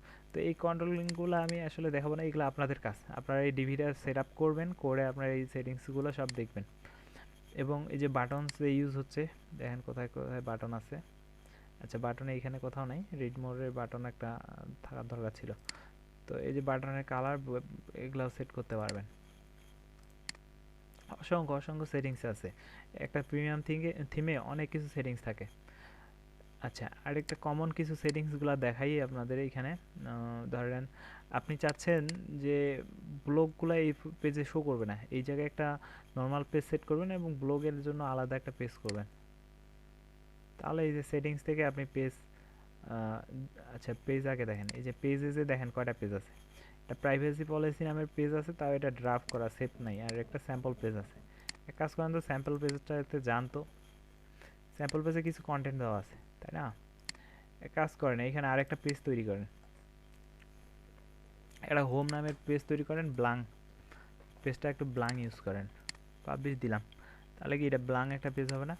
তো হোম পেজটা ব্ল্যাঙ্ক, কিন্তু এটা আসতেছে কোথায়, ledpwp/home। আর যদি সরাসরি ledpwp-তে যান তাহলে এইরকম আসতেছে। এক কাজ করেন এটা এই এই পোস্টগুলো একটা ব্লগ নামের পেজে পাঠায় দেন, আর হোমটাকে হোমে সেট করতে পারেন। তাহলে আরেকটা পেজ তৈরি করেন, ব্যাক করেন, ব্লগ নামে আরেকটা পেজ তৈরি করেন, ব্লগ নাম দিলাম, যেখানটায় শুধু ব্লগগুলো শো করাবো। তো এখন টোটাল কয়টা পেজ হবে, ব্লগ হোম আর এইটা তো ড্রাফট আছে, আর এইটা তিনটা পেজ একটা ড্রাফট। তো আমি সেটিংস থেকে রিডিংসে ক্লিক করে এনে স্ট্যাটিক্স থেকে আমি হোম পেজ করলাম এই হোমটাকে, আর পোস্ট পেজ করলাম এই যে ব্লগটাকে, করে এখানে সেভ করলাম। করার পর হোম পেজে আসেন, তো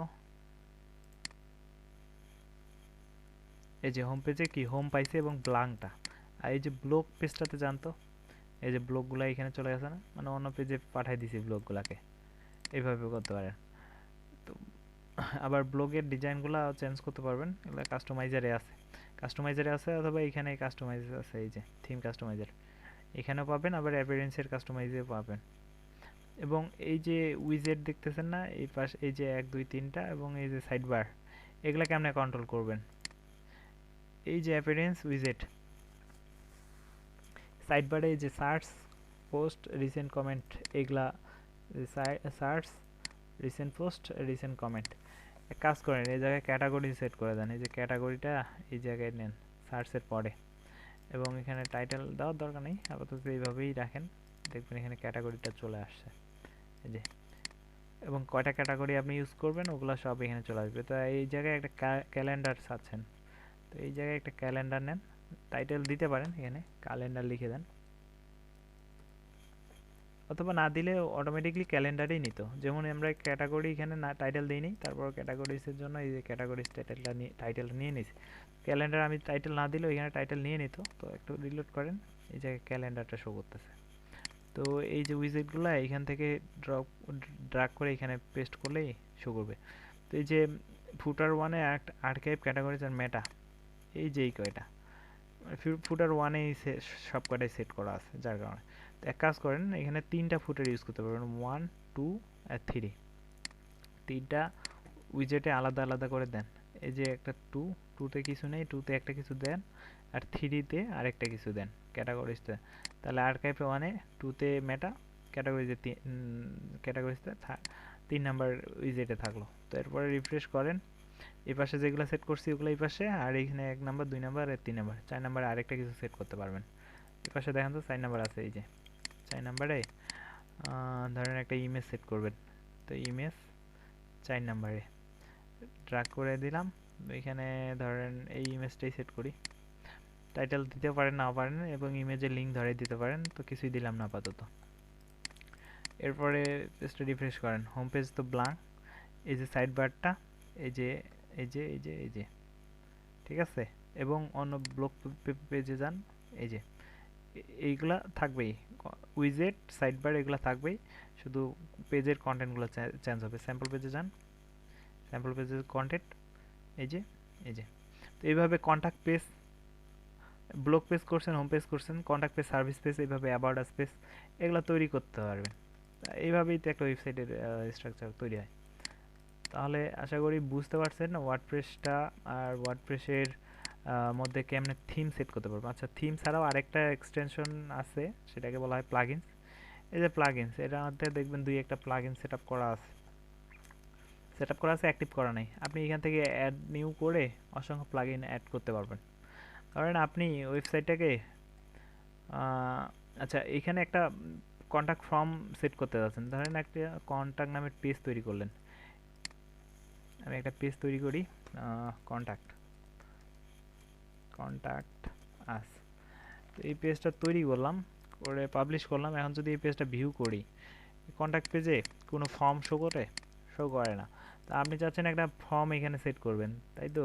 তো এই ফর্মের জন্য ফর্ম বাইল্ডারের একটা প্লাগইন সার্চ করেন। শুধু ফর্ম লিখে সার্চ করলাম, অনেক আসবে। কন্ট্যাক্ট ফর্ম 7 নামে একটা ফর্ম প্লাগইন আছে, এটা প্রচুর পপুলার। এই যে কন্ট্যাক্ট ফর্ম 7, এটা 5 বিলিয়ন প্লাস অ্যাক্টিভ মানে ইউজার, এটা 3 বিলিয়ন, এটা অনেক অনেক ফর্ম আছে। তো আপাতত এই ফর্মটাই দেখাই, যদিও এটার কোনো ডিজাইন নেই। তো এটা ইনস্টল করেন, করে অ্যাক্টিভ করবেন। আচ্ছা, আসলে আমরা ডিভ ইউজ করতেছি না, এখানে অলরেডি কন্ট্যাক্ট ফর্মের জন্য একটা ফর্ম বাইন্ডার আছে, যদিও আমরা ওইটা ইউজ করতে পারতাম। তো আমি প্লাগইন যেহেতু দেখাচ্ছি, এই জন্য প্লাগইন থেকে একটু করি। তো আমরা তো আসলে এইখান থেকে ইনস্টল একটাও করতে পারি নাই। যদি এটা না হয়, এইটা ওই যে গুগলে সার্চ করে আমরা ডাউনলোড করে আপলোড করতে পারবো। আচ্ছা, এটা হয়েছে, অ্যাক্টিভ করেন। এটা করলে এই জায়গায় একটা অপশন আসবে কন্ট্যাক্ট নামে। এই যে কন্ট্যাক্ট নামে একটা অপশন আসছে না, এখানে দেখেন কতগুলো ফর্ম সেট করতে পারবেন। যে একটা ফর্ম আছে, নতুন ফর্ম সেট করতে পারবেন। এখানে একটা ফর্ম তৈরি করলেন, ধরেন কন্ট্যাক্ট আস ফর্ম, এই কন্ট্যাক্ট আস নাম দিলাম। এখানে ধরেন ফর্মের মধ্যে নেম দিবে, ইমেল দিবে, সাবজেক্ট দিবে এবং মেসেজ দিবে, সাবমিট করবে। এটা রেখে সেভ করলাম। সেভ করার পর এখানে একটা কোড দিছে না, এই যে দেখেন, এই যে কোডটা। তো এটার উপর ডবল ক্লিক করলে এটা অবশ্য কপি করা যায়। তো এটা কপি করেন। এই কোডটা কপি করার পর এই পেজের মধ্যে এটা কিছু সেট অ্যাড করেন। আচ্ছা, ইউজ ডেপল এইখানে রাখে এই জায়গা থেকে এটা শর্ট কোড অ্যাড করা যায়। এই যে শর্ট কোডটা ক্লিক করেন, এই জায়গায় ওই কপি করা কোডটা নিয়ে আপনি এটা একটা আপডেট দেন। এরপরে এই কন্ট্যাক্ট পেজটা একটু মানে রিফ্রেশ করেন। এখান থেকে যে নেম, ইমেল, সাবজেক্ট আর হচ্ছে মেসেজ দিয়ে সাবমিট করতে পারবেন। এবং সাবমিট করলে ফর্মটা গেল না কেন, এই যে এগুলার রিকোয়ার নেম, ইমেল, সাবজেক্ট এগুলা না দেওয়ার কারণে যাচ্ছে না। এবং এগুলা দিয়ে কেউ সেন্ড করলে চলে যাবে এই অ্যাডমিনের ইমেলে একটা ইমেল। তো এই ফর্মটা আপনি সিএসএস দিয়ে ডিজাইন করতে পারবেন। তো এইভাবে ডিজাইন করে এই কন্ট্যাক্ট পেজ তৈরি করবেন। দেখেন, আপনার ব্লগ পেজ হইলো, কন্ট্যাক্ট পেজ হয়েছে, হোম পেজ হয়েছে, স্যাম্পল পেজ আছে। তো এইভাবে আপনি আরও যে পেজগুলো প্রয়োজন, অ্যাবাউট, যেমন অ্যাবাউট আস পেজের প্রয়োজন, অ্যাবাউট আস পেজ তৈরি করতে পারবেন। তো এই যে আমি একটা প্লাগইন দেখাইলাম, কন্ট্যাক্ট ফর্ম, এরকম একটা ইকমার্স প্লাগইন আছে যেটা দিয়ে আপনার ইকমার্স ওয়েবসাইট তৈরি করতে পারবেন। তো এরকম অসংখ্য প্লাগইন আছে, আপনি ধীরে ধীরে শিখবেন, একদিনে তো সব কিছু শেখা যাবে না। আপাতত আপনাদের এখন হোমওয়ার্ক যেটা, এই যে অ্যাডমিন প্যানেলে সবাই ওয়ার্ডপ্রেস সেট আপ করবেন। অ্যাডমিন প্যানেলে যতগুলো মেনু আছে সব দেখে শেষ করে দিবেন। কয়েকটা থিম সেট করবেন, প্লাগইন সেট করবেন দুই একটা। আর এই যে কাস্টমাইজার থেকে সব কাস্টমাইজ করবেন। উইজেটের মধ্যে উইজেট সেট করবেন। আচ্ছা, মেনুটা দেখাই নেই, এগুলা পরে দেখাবো। একদিনে এত কিছু দেখালে আবার মাথা ঘোরা শুরু করে দিবে। তাহলে ঠিক আছে, আজকে তাহলে ক্লাস এই পর্যন্ত রাখতে চাচ্ছি আর কি। আচ্ছা, এরপরে যদি আপনাদের কোনো প্রশ্ন থাকে করতে পারেন।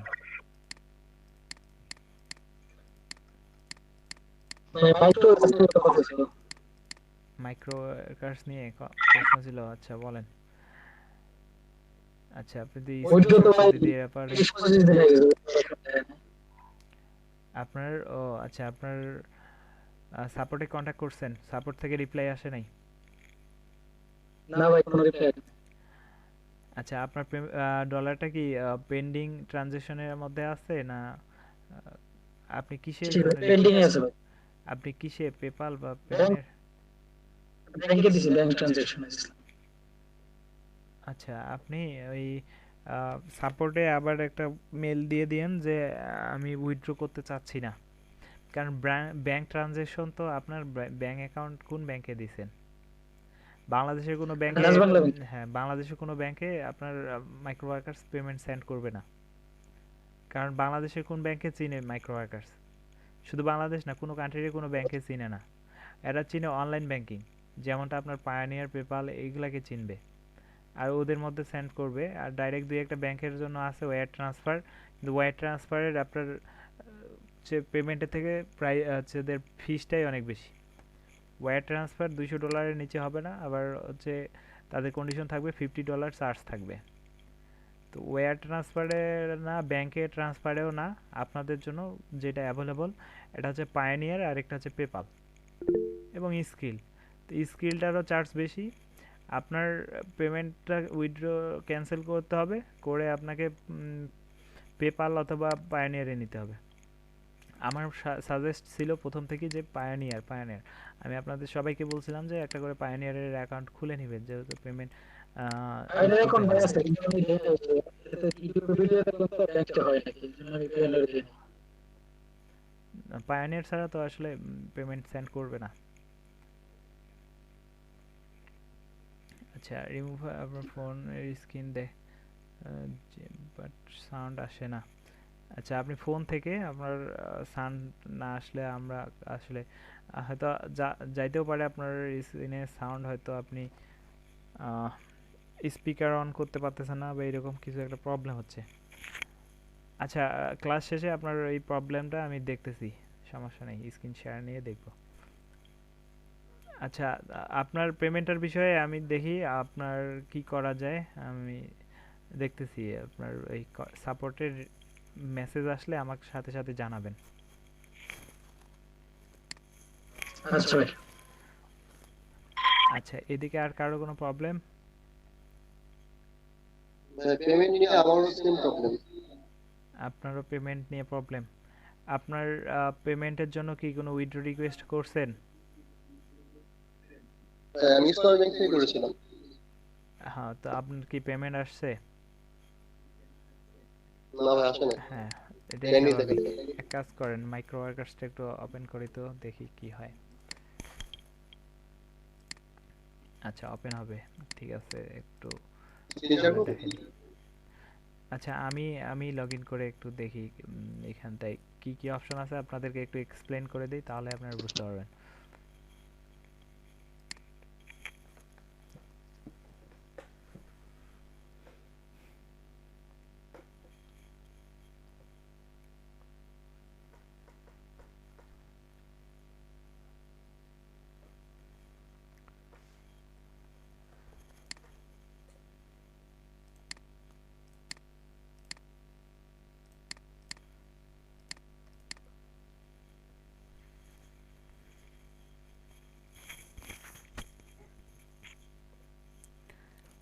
আচ্ছা, যখন আপনারা আপনাদের অ্যাকাউন্টে ধরেন অ্যামাউন্ট আছে, এখন আপনি উইথড্র করতে যাচ্ছেন, তো নর্মালি উইথড্রর মধ্যে ক্লিক করবেন। এখানে আপনাকে বলবে একটা প্রবলেমের কথা, সেটা হচ্ছে আপনার পিন ভেরিফিকেশন করতে বলবে, এটার জন্য আপনার পেমেন্টটা হোল্ড করে রাখবে। তো আমার মনে হয় আপনাদের একজনেরও পিন ভেরিফিকেশন করা হয়নি। তো ফার্স্ট টাইম যেটা করতে হবে, পিন ভেরিফিকেশনের জন্য এরা বলছে আপনার মেলিং অ্যাড্রেসটা কারেক্ট রাখতে হবে, অর্থাৎ আপনার যে প্রোফাইলে আপনি যে ডিস্ট্রিক্ট বা আপনার যে অ্যাড্রেসটা ইউজ করতেছেন সেটা কারেক্ট রাখতে হবে। তারপরে আপনাকে যে উইথড্রোর জন্য রিকোয়েস্ট করতে হবে। তো উইথড্রো রিকোয়েস্ট পাঠাইলে ওরা আর কি একটা পিন আপনার মেইলে পাঠিয়ে দিবে, ওই পিন দিয়ে আপনাকে মানে পিন ভেরিফিকেশনটা করে নিতে হবে। আসলে এই পিন ভেরিফিকেশন মেন বিষয়টা হচ্ছে কি, এটা হচ্ছে আপনার অ্যাড্রেসটার ভেরিফিকেশনের জন্য তারা একটা লেটার পাঠায়। তো লেটার তো আসলে নর্মালি 2-1 দিনে আসে না। তো যেহেতু 2-1 দিনে আসে না, তার জন্য আমরা কি করি, সাপোর্টে একটা কন্ট্যাক্ট করি। এই যে কন্ট্যাক্ট আছে, ক্লিক করে একটা কন্ট্যাক্ট ফর্ম ফিল করে দেই। আমি ডিটেলস বলে দিচ্ছি, আপনারা এই কাজটাই করবেন, তাহলে দেখবেন আপনার পেমেন্টটা পাইতে কোনো প্রবলেম হবে না। এই যে দেখেন info@microworkers.com, এই যে ওদের যে ইমেলটা, এই ইমেলে আপনারা একটা ইমেল সেন্ড করে দিবেন যে ফ্রম বাংলাদেশ, মানে আমি বাংলাদেশ থেকে তো I can't find pin mail pin mail, অর্থাৎ আমি পিনের মেল পাই নাই, মানে হচ্ছে আমার বাসায় যে চিঠিটা পাঠানো হচ্ছে লেটারটা পাই নাই, এটা বুঝাই দিবেন, বা আমি পাওয়ার সম্ভাবনা নাই, আমি রুরাল এরিয়ায় আছি, এরকম কিছু একটা বলে দিবেন যে I want two verified my pin. তারপরে ওরা আপনাকে একটা মেল পাঠিয়ে দেবে, মেলের মধ্যে একটা পিন নাম্বার দেবে, ওই পিন নাম্বার দিয়ে আপনার ভেরিফাই করতে হবে। এটা আপনার প্রসেসটা হচ্ছে উইথড্রয়াল রিকোয়েস্ট দেওয়ার আগেই এই কাজটা করে নিতে হবে, ঠিক আছে? তো এরপরেও আপনি উইথড্রয়াল রিকোয়েস্টটা অ্যাভেলেবল পাচ্ছেন। এখন এই জায়গায় দেখেন আপনার কি কি আছে, আপনার চুজ উইথড্রয়াল ফান্ডস মেথড, আপনার কি কি মেথড পাচ্ছেন আপনি। পেপাল, আচ্ছা এইখানে যেটা পে ট্রান্সপে, এটা কিন্তু আমাদের বাংলাদেশে ট্রান্সপে নাই, বা এটার ব্যবহারের সংখ্যা অনেক কম। আচ্ছা, এটা বলছে লোকাল ফান্ড ট্রান্সফার ভিয়া ট্রান্সপে, মানে এই ট্রান্সপে আপনার পেমেন্টটা নিবে আর কি। এটা বলছে নন ইউএসএ ট্রান্সফার 0 এবং ইউএস ট্রান্সফার হচ্ছে $2। এটা আসলে ইউএস এর বাইরে আর কি ট্রান্সপে এটা ইউজ হয়, এই জন্য আর কি ইউএস এর মধ্যে নিলে আর কি ফি একটা কাটে, এটা বলতেছে। দেখেন এই জায়গায় কিন্তু কোনো আপনার লোকাল ব্যাংকের কোনো অপশন নাই। এটা কি বলছে, লোকাল ব্যাংকে পাঠাবে কিন্তু ট্রান্সপের আন্ডারে পাঠাবে, তার মানে বুঝতেছেন না, ট্রান্সপেই নিবে পেমেন্টটা। আচ্ছা, তারপরে বলছে পেপালে মিনিমাম $9 দেওয়া যায়, আর এটার ফি হচ্ছে 7.5%। এরপরে স্কিল আছে, স্কিলে আপনার পেমেন্ট $9 হলে পাঠায়, এটার ফি হচ্ছে 6.50%। আচ্ছা, এখন আরেকটা কথা বলি, আপনি পেপাল থেকে যখন আপনার ব্যাংকে পাঠাবেন তখন আপনার কোনো চার্জ কাটবে না, কিন্তু যখন স্কিল থেকে আপনার ব্যাংকে পাঠাবেন, যখন মানে এই জায়গা থেকে তো স্কিলে পাঠালে না, স্কিল থেকে আপনার ব্যাংকে পাঠাইতে হবে, তখন একটা বড় অ্যামাউন্ট কাটে। আচ্ছা, এরপরে দেখেন পায়োনিয়ার মিনিমাম $20, আর এটা 5%, দেখেন এটার ফিসটা অনেক কম। আর পায়োনিয়ার থেকে আপনি যখন পেমেন্ট উইথড্র করবেন আপনার ব্যাংকে, তখন $1 চার্জ কাটবে না। তারপর এআরটিএম, এইটাও আপনার বাংলাদেশের জন্য অ্যাভেলেবল না। তারপর ট্রান্সপে, এটা এই দুইটা আপনার বাংলাদেশ থেকে কেউ ব্যবহার করতে পারবে না, এটা এই দুইটা বাদ, এই তিনটা আপনি ইউজ করতে পারবেন। আচ্ছা, এখন কি বলতে চাচ্ছেন বলেন।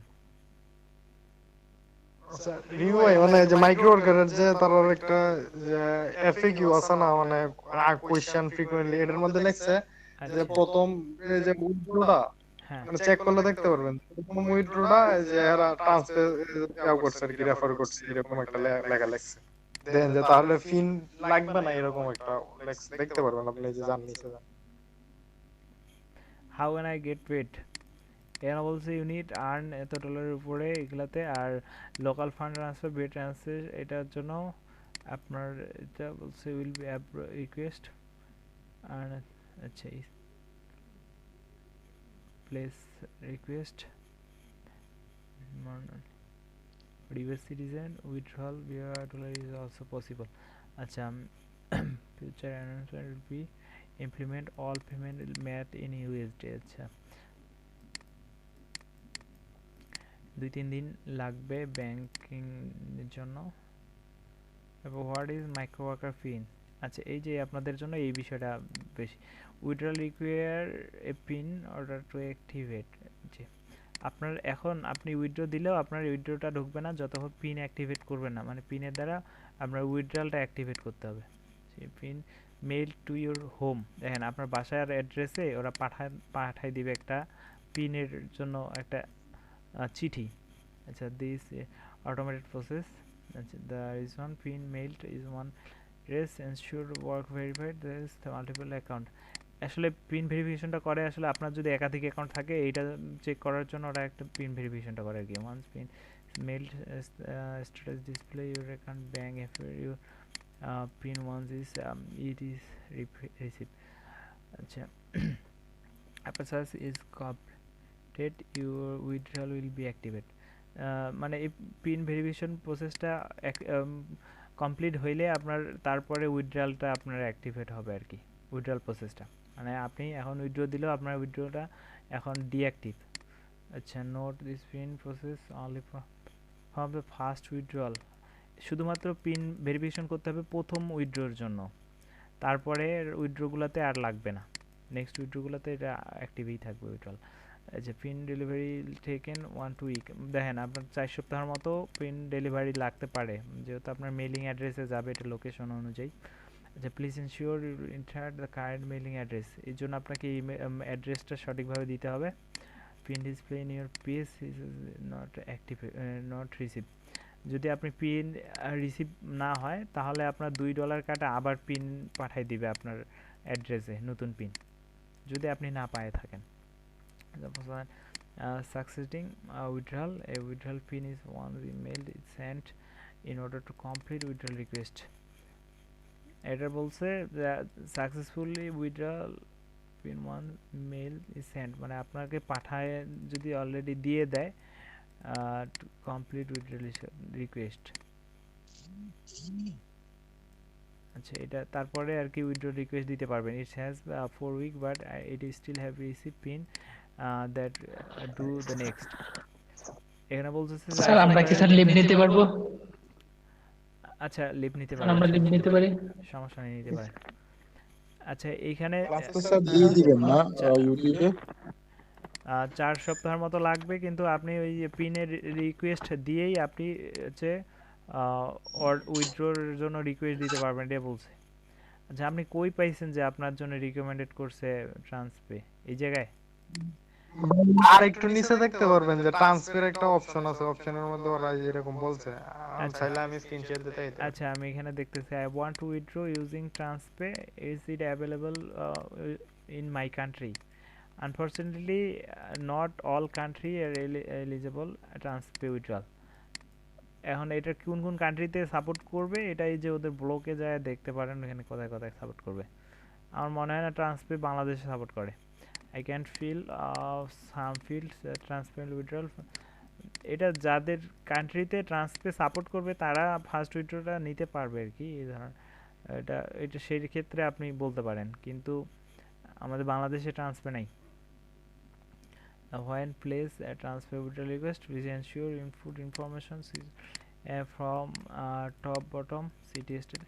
আসলে ট্রান্সপেটা যে লোকাল ব্যাংকের সাথে তাদের লেনদেন, তো এই জন্য ট্রান্সপেতে যে আপনার অ্যাড্রেসটা থাকবে ওইটা ভেরিফাইড অ্যাড্রেস থাকবে, সিটি এবং স্টেট কান্ট্রিগুলা। তো ওই জন্য ট্রান্সপেতে ওরা যখন পেমেন্ট পাঠাবে তখন কিন্তু ট্রান্সপে মাধ্যমেই তারা পিন ভেরিফিকেশনটা করে নিবে, এই জন্য ট্রান্সপেতে লাগবে না এটা বলতেছে। ঠিকই আছে, কিন্তু ট্রান্সপে তো বাংলাদেশকে সাপোর্ট করবে না। আচ্ছা ভাই, আচ্ছা, can I use my earning in, আচ্ছা এগুলা, আচ্ছা বুঝতে পারছি। এখন আপনাদের যে সমস্যাটা, যদি আপনি অলরেডি ট্রান্সপেতে ফান্ড উইথড্রল রিকোয়েস্ট দিয়ে দিছেন, তাহলে আপনি আবার একটা কন্ট্যাক্ট আছে মেইল, এই যে info@microworkers.com, এই মেইলে আপনি একটা ইমেল সেন্ড করেন আপনার রেজিস্টার্ড মেইলটা দিয়ে, মানে আপনার যে ইমেল, এই ইমেল থেকে আপনি একটা ইমেল সেন্ড করেন তাদের ইমেলে। এইখানটায় সুন্দরভাবে বলে দেন যে আমি এখনও পিন ভেরিফিকেশন করি নাই, আর আমি এখানে আর ফান্ড ট্রান্সফার দিয়ে দিছি, তো যদি এটা না পসিবল হয়, মানে যদি না অ্যাভেলেবল থাকে বাংলাদেশে, তাহলে আমার ফান্ড উইথড্রল রিকোয়েস্টটা রিজেক্ট করে দেন বা ক্যান্সেল করেন।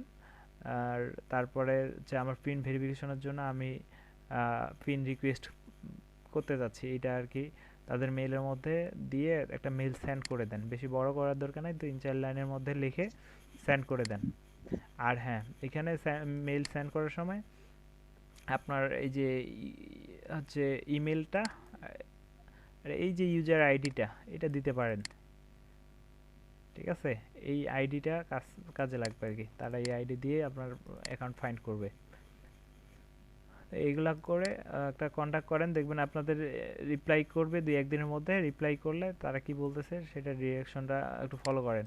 আর মাইক্রো ওয়ার্কার্স মার্কেট প্লেসটা একটু কাস্টমার স্যাটিসফাইড, মানে রিলেয়েবল, এখানটায় আপনার কমিউনিকেশন করলে এরা আসলে স্যাটিসফাইড আর কি, আপনার হেল্পফুল কিবা করবে আর কি। তারা দেখবেন যে আপনার সাপোর্ট সহজেই আপনার বিষয়টা বুঝতে পারবে এবং তারা সাপোর্ট দিবে, ভালো সাপোর্টই দিবে আর কি। তো একটা কথা ছিল, হ্যাঁ বলেন। আমার প্রোফাইলে আমার অ্যাড্রেসটা ঠিক মতো দেওয়া নাই, উইথড্রোতে অ্যাড্রেস ঠিক মতো দেওয়া হয়েছে, এখন দুইটা তো মিলে না। আচ্ছা, উইথড্রলের সময় যে অ্যাড্রেস আপনি ইউজ করছেন ওটা কি আপনার ব্যাংকের অ্যাড্রেস, মানে একদম ট্রান্সপেতে যায়, জি ভাই, ডিটেল দেওয়া যায়। ট্রান্সপেতে যায় ডিটেলস দিছেন? জি আসলে ভাই, আপনার পেমেন্টটাই যাবে না, এটা আপনি ক্যান্সেল করতেছেন তো ওইটা আর কোনো প্রবলেম নাই। কিন্তু আপনার অ্যাকাউন্টে যে ডিটেলস আছে এই ডিটেলস আপনার এটা ভেরিফিকেশনের জন্য লাগবে, তো পিনের জন্য রিকোয়েস্ট করেন আগে। আপনার পেমেন্টের রিকোয়েস্টটা উইথড্রল রিকোয়েস্টটা ক্যান্সেল করতে বলেন, আর হচ্ছে পিনের ভেরিফিকেশন পিনের জন্য রিকোয়েস্ট করেন। পিন তো মেইলে আসছে, সেটা ভেরিফাই তাহলে কেমনে করবো? পিন মেলে আসছে? পিন তো ওই দিনই আসছে। আপনার মেইলে পিন আসছে? জি ভাই, আপনি ওটা ওই বলবে না, ওটা আমি একসাথে ব্যাংকের জন্য দিতে ওটা না। হ্যাঁ তাই তো, ওইখানকার আপনার পিন তো পাঠাবে হচ্ছে আপনার ইমেল অ্যাড্রেস, আপনার মেইলিং অ্যাড্রেস বলতে আপনার ঠিকানায় হচ্ছে পিন পাঠাবে, এটা সিটির মাধ্যমে পাঠাবে। আমাকে তো আচ্ছা ঠিক আছে, আজকে আলোচনা এই পর্যন্তই রাখি। আচ্ছা